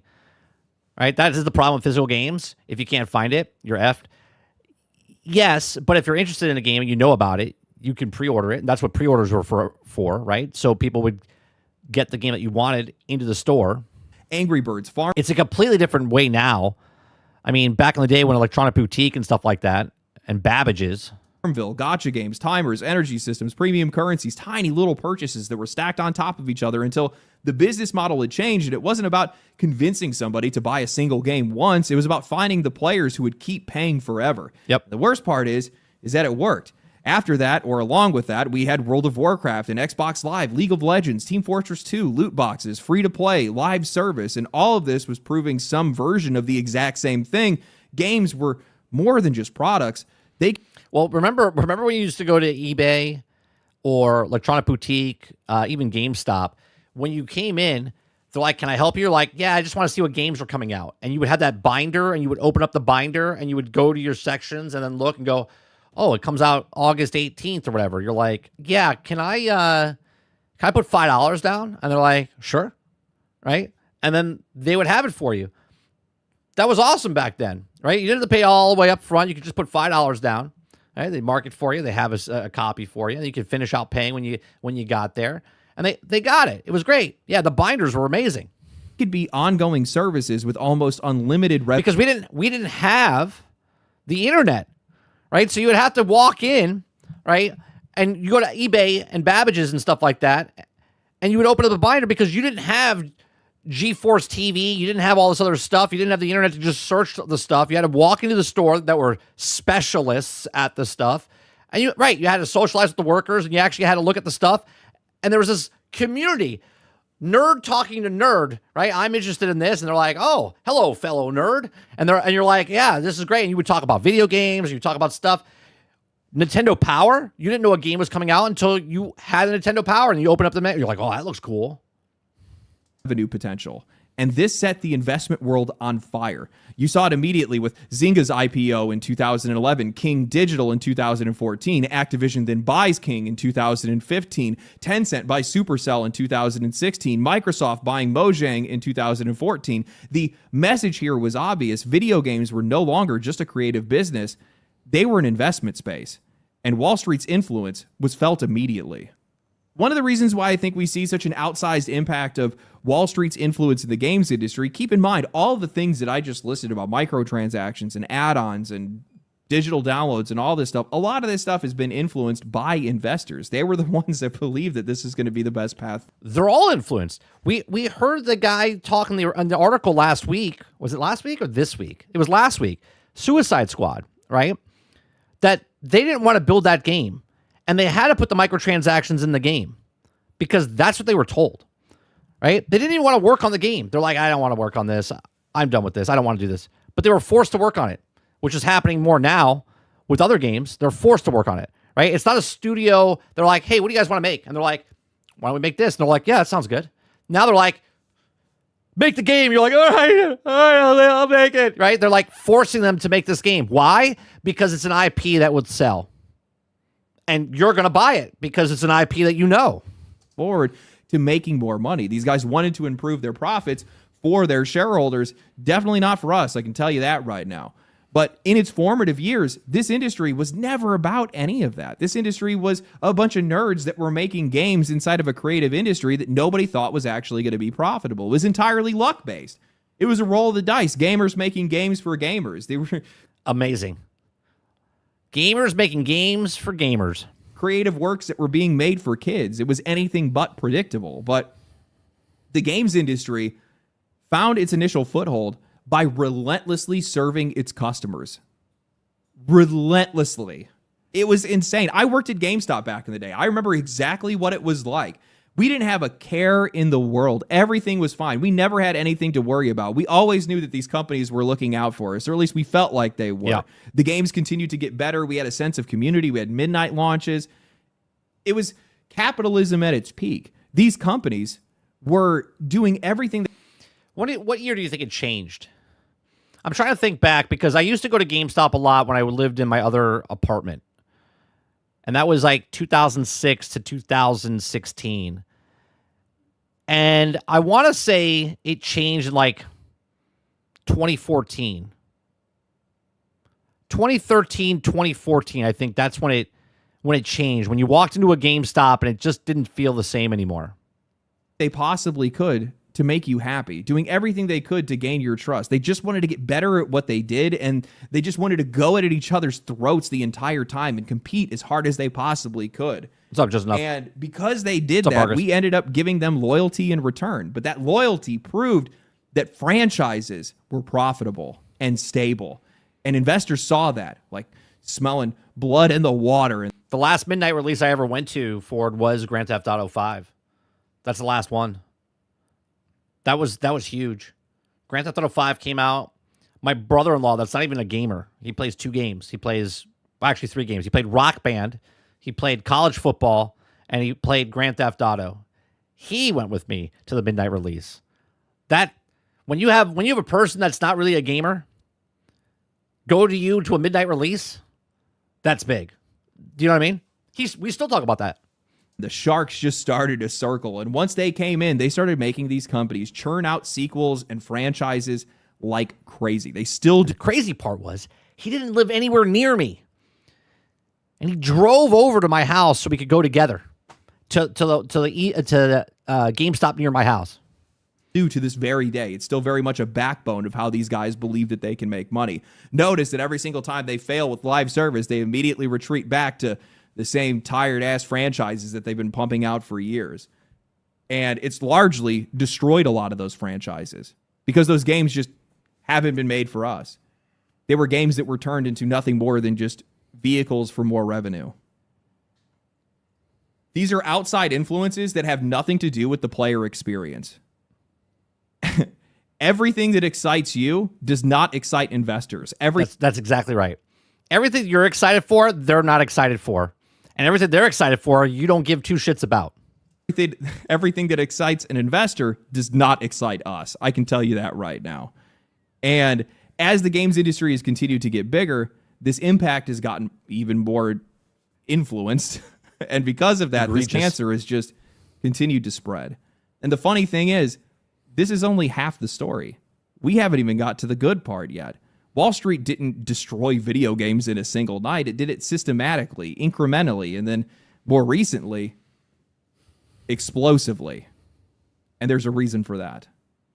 The transformation from Ray, I think the stat that they're talking about, when they say 2 to 3 games, I don't think they're talking about independent games or anything like that. I think it's just the mainline games, AAA games. And when they say 2 to 3 copies of a AAA game, or they just say games, I think they're talking about the AAA space because that's what they care about. These companies don't care about the $20 games. They don't care about the $10 games. They don't care about that stuff, right? They don't talk about the sales, like the discounted sales. They just talk about the full price games, 2 to 3 full price games a year. That's it. From 2010 to 2019 brought a major wave of investment into gaming. You guys can see this across nearly... What years? Information from 2010 to 2019 brought a major wave of investment into gaming. You guys can see this across nearly every publicly traded... Yeah, so there you go. That's 2015. So it was around 2014, right? 2014 is when it started, and then it just felt different, right? company in the industry, and it did more than just change how games made money. It re-engineered... What was that last one? Publicly traded company... Ubisoft, Nintendo. Yeah, 2014. The industry, and it did more than just change how games made money. It re-engineered the relationship between the people that were making games and the people that were playing them, or better yet, who they were making those games for, because the industry started to move away from selling standalone products and more towards what is better known as servitization, turning the games industry into an ongoing service itself. For players, that meant that these companies became increasingly more focused on leverage, value extraction, and satisfying Wall Street. The first place that we saw this was with development cycles getting longer and the rise of minimum viable products. As investment... Yeah, I think I bought one full price game last year. This year, I bought one, but really I didn't pay full price for it. Crimson Desert was the full price game I paid for, but I had gift cards, from the Microsoft points, so I paid a heavily discounted price. I paid $27 for the $70 game, right? So that's the first $70 game. So technically, that's my big purchase, but I didn't spend $70 on that game. And I don't know if I will buy another full price game this year.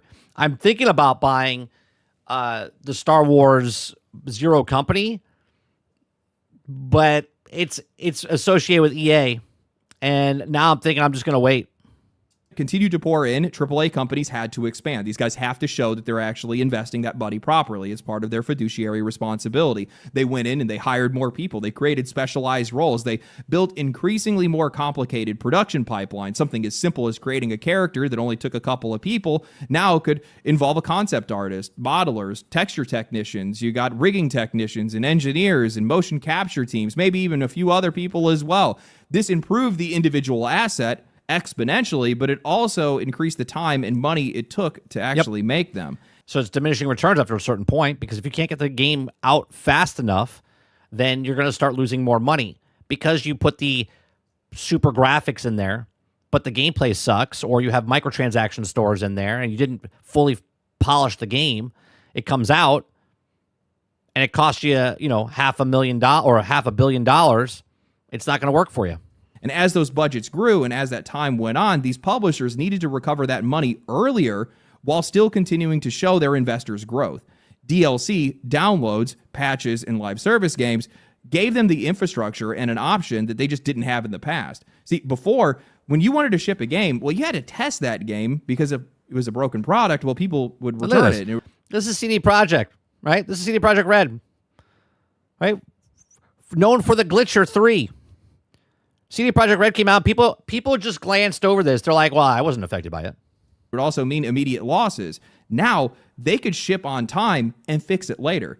QA could be cut. Day one patches became normalized. Content could be held back or sold separately in some cases. Players became unpaid testers while publishers still collected revenue and stayed on schedule. See, I tell people not to buy pre-order games. Don't pre-order games. I'm not trying to tell you what to do with your money. I'm trying to help the game industry. Because if you buy a pre-order game, all they know is the sale. They don't care what you think about the actual thing. They don't. The only thing they know is money. That's it.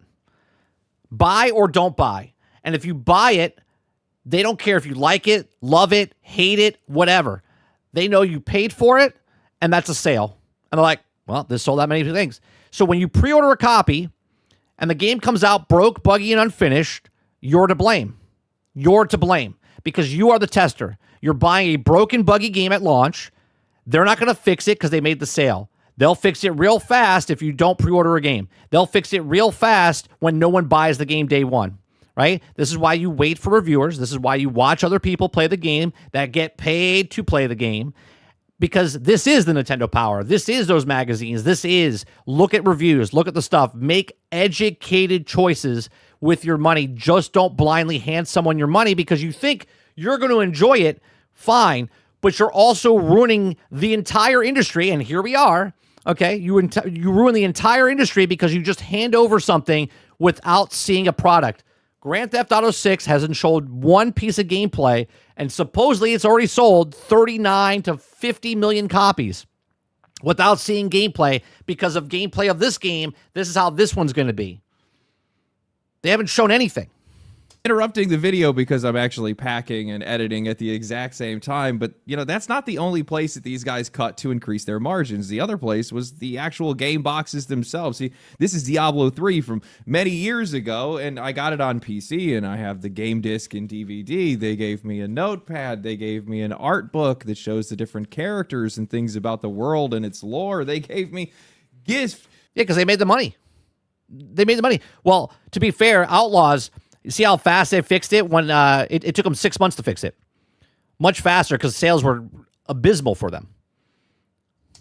guest codes to be able to give to other people so I can have my friends play the game. And this is one of the first places these guys look to be able to cut costs, to be able to increase their margins and keep their shareholders happy. This is something they did specifically because they were just trying to make more money. It had nothing to do with us, nothing to do with our experience, nothing to do with the value that they give to us. No, they were looking to cut away the value they gave to us to be able to give it to somebody else. Another way a lot of these companies look to increase their profits while still taking in a lot of this investor money was actually through services. In 2013, Xbox announced the Xbox One, an all-inclusive media hub looking to capture... And people hated it. And now you have an all-in-one box. Whatever system you buy, it's amazing. You can watch Netflix, and they can take your movies away from you. You can play video games. Revenue from television and streaming services. Later that year, PlayStation put online multiplayer... You know what feature I miss a lot about the Xbox? Remember when you could play a video game and then put a second window in your box to watch television? Anybody remember that? That was a good fucking feature. That was a great feature. Second monitor, like second screen on your screen to watch sports or television while you were playing video games. Excellent feature. What happened to that? Behind PlayStation Plus, something they charged $12 for that they historically didn't charge anybody for. Microtransactions became increasingly more normalized, and almost every single online multiplayer game had its own storefront. The game was no longer just something you bought, it was something that you were expected to keep spending on. At this point, the customer just stopped being the priority. We became something to maneuver and leverage for more money to be able to please their shareholders. The industry started dragging out franchises, chopping those games. All these companies should burn. When you forget about the actual people that made you who you are and you're just about a stat number, then you don't need us anymore. Good luck. Good luck trying to find new customers. It'd be amazing how fast they change when people just stop paying. I'm telling you, it changes super fast. Games up into pieces and selling them back to us. They had patches to be able to ship their games unfinished. And then they buried everything under subscriptions, storefronts, and services. And every single time we lost something, these companies seem to be rewarded with more investment. Look at the charts. The numbers just kept going up. I had this realization recently that all we ever get right now is just bad news. There are still some highlights, mostly inside of indie and AA and independent studios, but AAA has become increasingly more corrosive every single year. And it took a long time for a lot of us to be able to notice this because it was gradually happening over the course of 20 years. The reason it feels so much worse today is because the next 20 years... Sarge says it changes faster than a college student with the clap. That's right. Like, we're talking fast. Of investment and Wall Street's influence ended up happening in 5. And would you have guessed it, Fortnite is a major reason why Fortnite took off in 2018, popularizing free-to-play, battle passes, and modern live service. Investors saw the future of reoccurring revenue that seemingly had no ceiling, and publishers began promising their own version of it. Then, COVID came in and threw napalm on the fire, exponentially increasing Wall Street's influence, which is why we see it as aggressive as it is today. With everybody locked inside, gaming exploded. And don't think for 1 second that these companies care for you. They wanted you sick and indoors playing their games because that's when they made the most money. People trapped in their houses, can't go anywhere, right? Just imagine this for a second. Imagine we were still inside and we couldn't go anywhere. Imagine. And then Sony did what they're doing right now, okay? Where they're getting rid of physical discs. Back then, when you were scared and in your house and you were just playing video games, you would have taken this, blindly taken it. You would have been, yep, this is great. Taking physical, I can't go out of the house anyway. Oh, what a great company to keep us. They're thinking about us, right? They're making everything non-physical so we can stay in our house so we can be safe, right? Would have been a completely different timeline, by the way, okay? But now we're out. We are about. We can go places. We can buy things. There's choices. There's things, right? And now they're trying to do it. Good luck. See, timing like comedy is a timing thing. You need timing to get the right thing because if they did this during COVID, we wouldn't have asked any questions. But this is not COVID. We can go buy things. There are other things to do. It's amazing. The media and the government were calling this the new normal. New consoles had launched. Games had moved to $70, which showed even more confidence in the platforms. Wall Street projected impossible growth, with some firms saying that microtransactions were going to triple their revenue, and in some cases, the industry itself is going to quadruple in revenue in just 2 years. All the publishers went all in. Investment doubled, tripled in some cases. Hundreds of studios reportedly working on live service games. Over 500 studios working on live service games.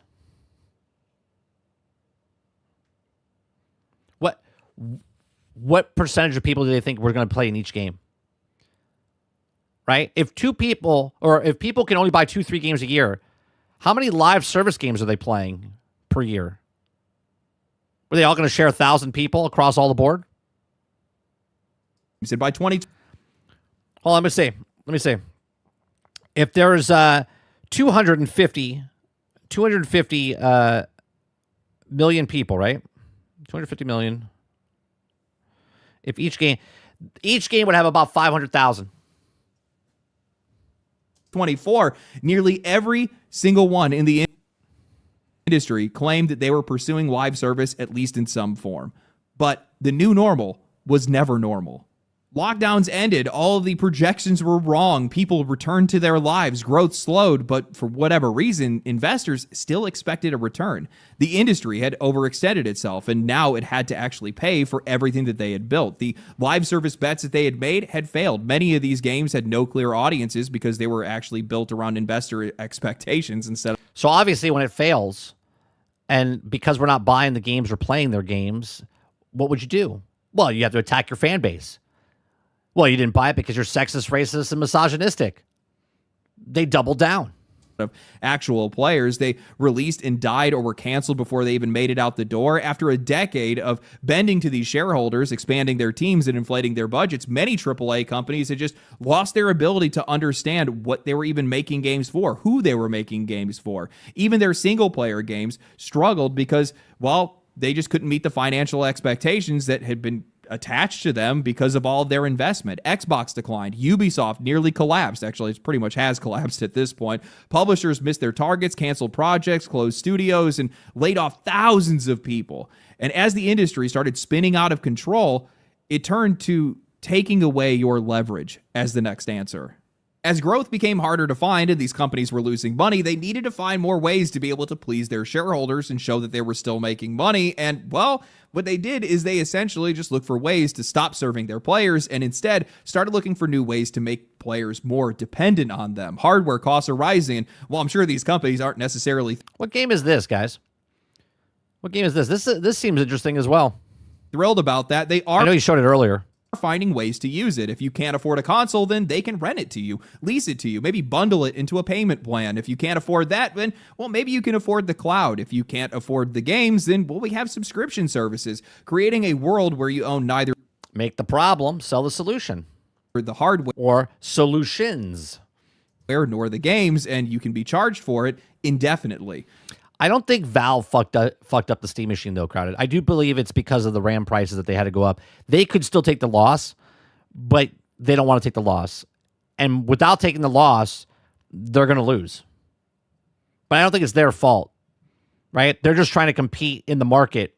And there might be stuff behind the scenes where they're like, well, yeah, we could undercut them. But if they undercut them, I don't know if there's something that is like an unwritten rule type of thing. Do you know what I'm saying? It's like in baseball, right? You don't steal third base if you're up, if you're up by a shit ton of runs, right? You don't steal third base. It's like, why would you do that when you're up a whole bunch of runs? It's not a rule, but it's an unwritten rule, right? And the unwritten rule is that next time you're up to bat, they'll bean you, right? Or they'll hit you, or they'll do something to you, right? To teach you a lesson, not to do that type of stuff, right? And that's what I feel like Valve has this unwritten rule, like they couldn't go under, because if they did, Sony, Xbox, and Nintendo would be like, what are you doing? What the fuck are you doing? We have consoles here. You can't undercut us like that, right? It would be like an unwritten rule. I'm just saying that. I don't know if that's true or not, but that's what it feels like. The same thing is happening right now with physical games. Getting rid of discs gives PlayStation and Xbox more control over access and price. A physical game can be discounted by retailers, bought used, resold, traded, or just lent to somebody else. A digital game can sit at full price for years because, well, nobody's actually competing with that inventory and no secondary. Listen to what he said there. Listen to what he says here. Over access and price. A physical game can be discounted by retailers, bought used, resold, traded, or just lent to somebody else. A digital game can sit at full price for years because, well, nobody's actually competing with that inventory. Right, there's no inventory, there's no shelf space, there's nothing. It's just sitting on a server. And no secondary market is going to be forcing that price down. Even if PlayStation continues to put their game... People think, they're like, well, physical's stupid. No one's buying physical. No, you're stupid for thinking that if physical goes away, that prices are going to automatically go down. Like, understand how business works. Digital games sit on a server. There is no shelf space. There is no inventory, right? They can just keep that thing up there. And you're like, oh, no, there's sales right now on Sony and Xbox. Yeah, because they're still physical. There's still other places you can buy the stuff. Codes inside of retail boxes, everybody knows where that leads. Once there's no disc to actually preserve, lend, or sell, most people are going to stop going to the stores entirely, and they're just going to buy them directly off of the console. There is no benefit to the customer here. It is a cheaper option for the platform holder. They're removing their competition, and they're making your access dependent on their storefront, servers, and their continued permission. What makes matters worse is that none of these companies are even using this to differentiate themselves anymore. Nope. Years ago, if you wanted to play online without paying any money, you had PlayStation or Nintendo. Now, all three platforms charge to play online. When Nintendo moved prices to $80, Xbox was the first one to follow. During the Xbox One era, Microsoft tried to push digital licensing and restrictions on trading games. If I worked for any of these companies, if I saw Nintendo raise prices and I saw Xbox follow, if I was Sony, I'd be like, we're not going to raise prices. We care for the consumer. And I would do it with any other company, right? If Xbox saw these two raise prices, I'd be like, nope, we're actually going to lower prices. We're actually going to lower prices because I guarantee you get more return on that investment. Okay, you would lose it for a bit, but then you would get the trust of the people. Instead of going, yep, we're going to do the exact same thing. Like, it was so stupid. Microsoft could have they already lost money, right? They already lost money. They're hemorrhaging money. They weren't profitable, they said. I would have kept the prices of the console exactly the same. Yep, we're going to eat it. We're going to eat it because we still have backlogs of consoles that are not being sold and they're out there in the world, okay?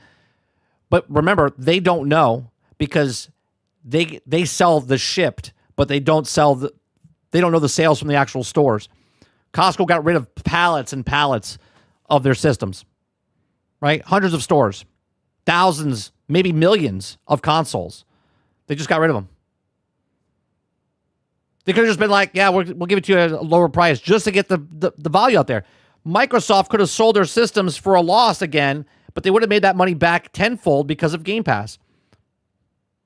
Because there's no disk drive in the Series S. And it's the cheapest system out there. They could have just kept it the cheapest system at $300, and they would have made a fortune in the long run, but they don't want to wait for the long run. They want it now. PlayStation responded with one of the most legendary campaigns ever that completely crushed the Xbox One, showing how easy it was to hand somebody a physical game. Sony defended ownership because it gave them a competitive advantage. One generation later, and they're all moving in the exact same direction that Microsoft was. This is what I mean by these companies are just not actually competing with one another anymore. They still compete over exclusives and platform loyalty, but when something gives them more control or profitability, they all arrive at the exact same answer. Paid online, higher prices, subscriptions, digital distribution, closed. Higher prices because they know there's less people. So you have to keep milking the people that are already giving you stuff because they already have the ecosystem in there. Ecosystems, less owner. As he just said. Paid online, higher prices, subscriptions, digital distribution, closed ecosystems, less ownership. They don't need to sit in a room and all agree on it. Their incentives already point them in the exact same direction. And all that control does not end with just the storefront. Call of Duty records voice chats for moderation. Kernel-level anti-cheat and anti-piracy software is reaching deep inside your computer for your personal information. Age verification is being pushed across all kinds of different games and platforms right now with very little pushback. Payment processors can pressure storefronts to remove legal content without any laws ever being passed. This industry wants more control. That's why the ESA and Video Games Europe are out here lobbying against Stop Killing Games and your right to ownership. Hell, they're even labeling private servers in Minecraft as illegal behavior. This is crazy. This is crazy. Microsoft literally makes servers for you to have your own servers, but now the government and the ESA is saying it's illegal. Fucking Concordian timeline, man. Behavior. They want that control so they can monetize your access. EA is out here announcing EA advertising, allowing brands to place advertisements and sponsored content directly inside of its games. Now, your attention can be monetized and sold while you're playing it. This is why I brought up the purpose statements at the beginning of the video. Every business exists to make money, but that's not supposed to be their only reason for existing. It's also supposed to be providing something useful to the people that are supporting it and also the society that is allowing it to operate. Competition and regulation is supposed to keep these companies in check, especially when they actually start getting really successful. It's to keep them from becoming oppressive, because without those limits, these companies stop asking how they can serve their customers and they start asking, right, Titan? Minecraft kids yearn for prisons. Well, how much value can we extract from them? How can we make them dependent on us? And that's where the AAA industry is right now. Wall Street looked at the trust, loyalty, and communities that these companies had spent decades building and reduced it all to reoccurring revenue, engagement, and growth. And chasing those numbers, publishers traded away their audiences that made them valuable. They believed that gaming was infinitely scalable, but it has a ceiling. There are only so many players, only so much time in the day, and only so much money that people are willing to spend. These companies keep trying to push past that ceiling, and in doing so, they are destroying the games themselves and also the relationship that's been holding this entire industry together. The Western AAA industry has specialized too heavily. It has spread itself too thin. It is spending too much money, and it has built a future around margins that just can't keep growing forever. You know, I don't want Sony and Xbox and Nintendo to go by because there needs to be competition, but they could, because someone will come. Someone in chat earlier said, you know, someone needs to make another platform, come out of the ashes of this, right? Someone will always rise up to make something compete, right? Look at the handheld market right now, as we did with the MugThief's video, right? Multiple people make handheld devices. None of them are with a company that's exclusively where you can only buy their games on this system. All of them are ways to play your video games. That's where we need to tell them where it's going, because they've gotten way too comfortable. Just like we're comfortable in our air-conditioned homes, right? And we don't have to go hunting. We're just in our houses. We're too comfortable. They're too comfortable with us, right? They need a wake-up call. Players will outlast this. We will keep buying games, but we will support smaller studios, That's independent developers, older games, physical collections, emulation, and anything that still respects our time and money. And every time they stop us from trying to do some of those things, we'll get around it. Water finds the lowest point and gets through. Gamers are going to game, right? If they put just digital games, we'll pirate them. Right? If they raise the prices of physical games, we'll wait for them to go on sale and find a third-party place, right? We'll get garage sales. We will find ways. They will lose in the long run.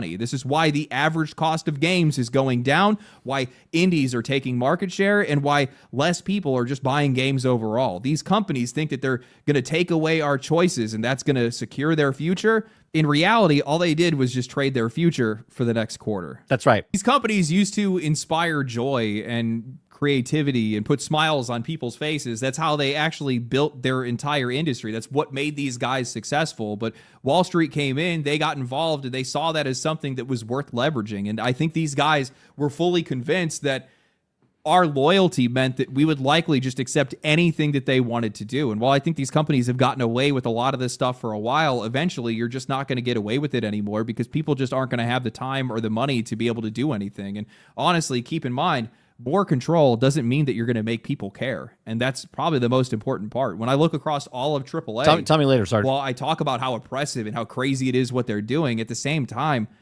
I mean, how many AAA games do people buy? how much do people really care about most of these franchises? I saw the other day that Xbox is, essentially going to be laying off all these people, reducing their workforce to try to increase their profitability through their main key franchises. And I'm sitting here like, who cares about Halo anymore? Who cares about Gears of War? Who thinks that Fable is actually going to be a good game? Who thinks that Bethesda is capable of doing anything? Who cares about Call of Duty? Nobody. They've ruined a lot of that stuff, not only by just repetitively pushing that stuff out, but also just through everything that these guys have done throughout the years. You're just not relevant anymore. They basically, what they're doing in the video game industry is what Disney has done to the Star Wars franchise. They've just ruined it. Because you got too aggressive and you got too greedy. I think the path this industry has taken is just completely unsustainable. It doesn't make any sense to me. I've said this before, and I think this is probably the most important thing to say. I think that public investment, especially at this scale, just doesn't make sense in a creative industry. And I think that it completely rots the process to the core. Because we're talking about somebody that has a cool idea and want to make something cool, and then all of a sudden somebody comes in the side door and says, but do you think X and Y demographic will like it? Can you make game have X and Y demographic like it as well? It's a good example, Jesse. Jesse says, corporos are the lava, and we are the ocean. And in the end, the ocean will always beat lava. Well, oh, by the way, is there any live service elements that you have thought of? We need to have some live service elements injected into that as well. It's too many voices, too many added opinions that are distracting from the creative process of making a video game, making something cool, making something interesting, making something that people actually want. And that's one of the reasons why a lot of these live service games that were pushed through all of this heavy investment have failed, because none of them, not a damn one, was ever made with us in mind. They were all made for the singular purpose of taking care of their shareholders, to bring... Remember, EA wanted to charge you to reload your gun. They wanted you to reload your gun with actual money. And now, in the EA games, in the sports games, you're paying to level up in a single-player game. More of them in, to bring in more money and more investment. That's the only thing that they cared about. And I view the games industry as essentially just walking down the exact same path as Hollywood right now. That same level of commercialization where you're seeing where it's just the same properties over and over again, increasing prices. The audience is actually the problem, declining relevance, something that I think is ultimately just going to end in collapse. Simple as that. It's crazy to see how quickly this industry has devolved over the years. And, I've been thinking about it recently because I'm just like, man, we are just getting hammered with a lot of bad news recently. And the reason why is because this industry saw a rapid amount of investment. And here's a good example. And he's saying being bombarded by... I know I'm a small channel, right? But I've been streaming on this platform for years, right? Before 30 and Still Gaming was my main channel. And I deleted most of my stuff there because we try to switch it just to a gaming channel instead of what I'm doing here, right? It used to be a mixture of everything, right? We don't play games here. We play games over there. But that was my original channel. That channel was made like back in, I think, 2010, 2011. Okay. And we streamed. I used to stream on Justin TV. Then I went to Twitch. Then I went to Mixer. Then I went to Facebook. Then I went back to Twitch. Then I went over to YouTube, right? But we used to make videos across the board. GXG has been going since 2015, right? We've been talking about this since May 24th, 2015. And not many people back in 2015 had news gaming sites talking about news like we did. Now, today, there's hundreds, if not thousands of people that have podcasts and stuff talking about video games, right? So as you're being bombarded by stuff and a news story comes out, there's way more people talking about gaming news than there was back in the day. You used to just get your news from IGN. You used to do all that stuff, right? And the reason I'm saying this is that should show you that more people over the years have woken up and started talking about the news and being vocal about it because they needed to, because the word needs to get out, because these companies are doing the exact same thing. Okay. Here I am where I started, where I was a very small channel, and I'm still a very small channel, and I've never changed. I still talk about the same shit that I talked about 10, 12 years ago. And here we are today, And now other people have finally started to fucking wake up and see what was happening in the game industry. And now they're like, oh, well, I'm kind of tired of hearing about all the bad news. The bad news has been here the entire time. But nobody wanted to talk about it before. And now people want to talk about it. And it's fantastic that more people want to talk about it. A rapid amount of influence that came into it that normally would have been spread out over many years that happened in a very specific amount of time. And these guys had to find a way to be able to make money, and this is how they're doing it. Taking away your control, taking away your ability to make a choice. This whole physical thing, the biggest argument against it that I have, because I know there's a lot of people that have been complaining about it for the PlayStation thing. The one thing that I have to say is that by going fully digital, it gives these companies so much more control. Yes. Not only over your access, but also over the pricing. Yes. And this is going to have a massive negative impact on pricing pretty much across the entire industry outside of indie and AA games, which is where most of my money is probably going to go and where I would hope most of your money is probably going as well. It should. Because these companies are not going to learn. All they see is the sale. You buy the stuff, that's it. If you don't buy it, they're like, well, why is no one buying our games? Oh, we got to close studios. Okay. Don't threaten me with a good time. Companies that are not worth supporting anymore.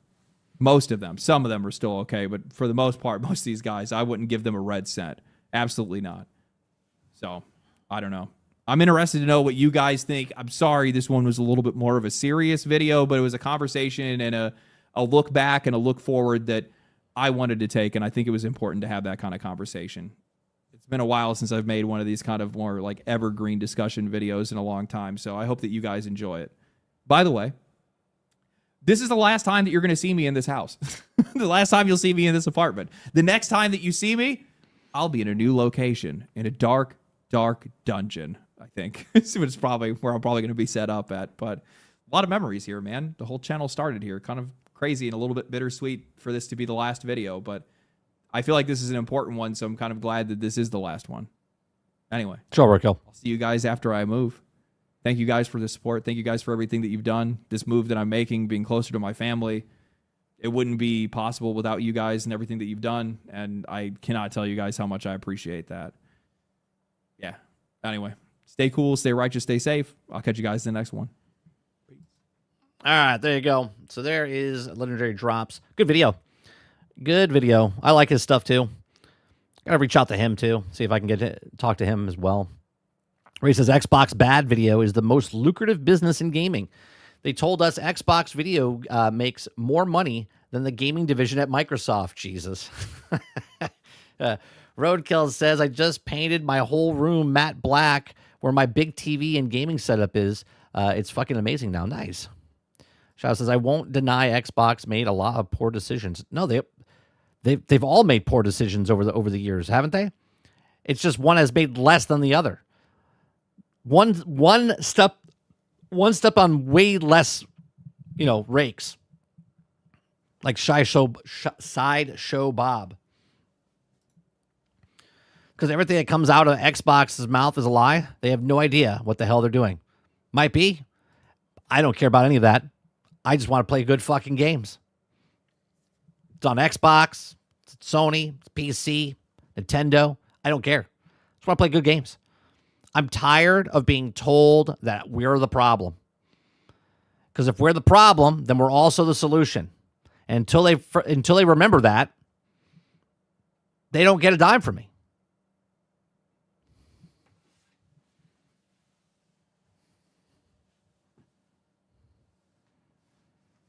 AAA gaming has fallen so far. I don't care about the graphics. I don't care about the stuff. You see some of the games I play. I don't care. I don't care. I just want to have fun. Be like, oh, that looks like a fun game. I'll play that. You're going to charge me full price for a game, then your thing better be flawless. But they're not. They're broke, buggy, and unfinished. I can accept a independent game being broken, buggy. I can accept a independent game having glitches and falling through stuff. And I cannot, with a good conscience, $70, $80, $90, $100 game come out and it's broke, buggy, and unfinished, and I have to wait 18 months to get fixed. Not going to do it.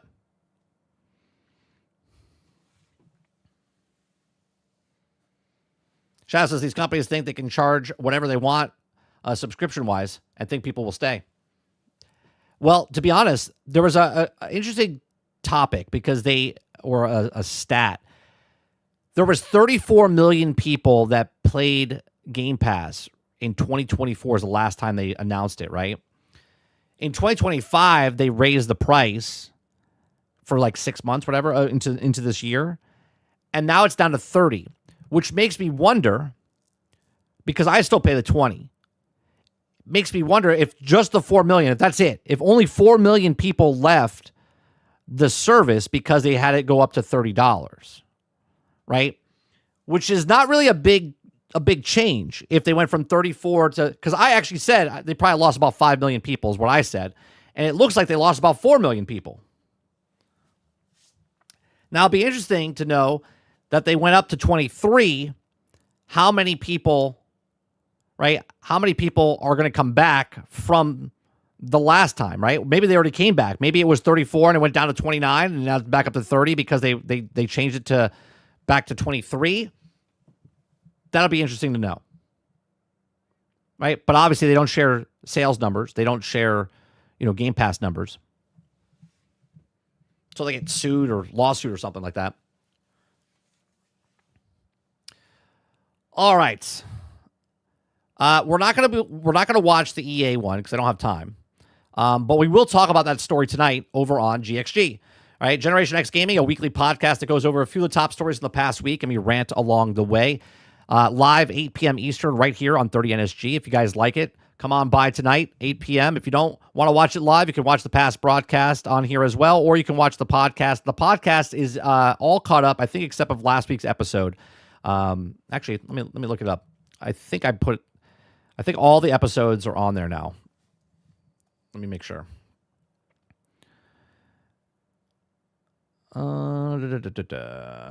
Generation X Gaming. I think I have all the episodes up there. Yeah, all episodes are up there, right? So if you go to Generation X Gaming on Spotify, there's a whole tab, and you can watch all the past broadcasts. Pretty. It goes back way long time if you wanted to. But yeah, come out tonight for episode 496. Then next week we'll be off, and then we'll be back for 497 in 2 weeks. So appreciate it very much. You guys, if you guys like to help us out, hit that like button, hit that subscribe button. If you'd like to go above and beyond that, become a member as little as $5. You can also support us with the going to Spotify, checking out our songs that we do. I did make a new song. I'll do the outro with it tonight or today. And I'll see you guys in the next one. Take care. Peace.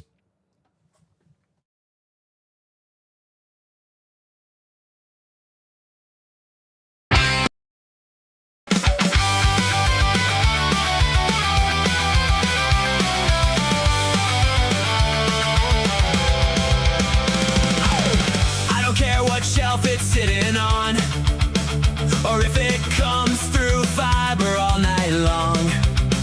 A disc in my hand, or a file to download.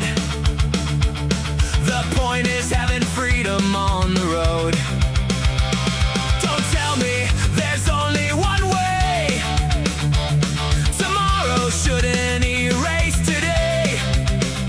Every player ought to have a voice. The future starts with giving us the choice. It's never been about old versus new.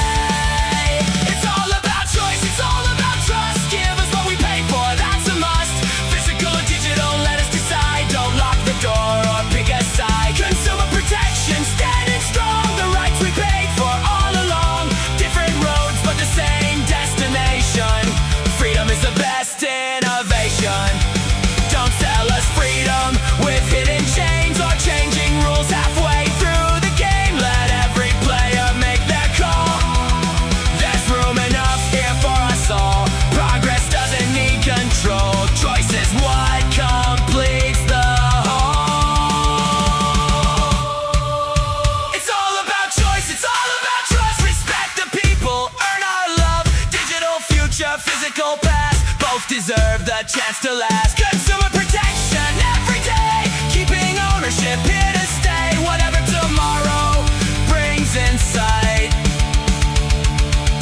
the power to choose is the right.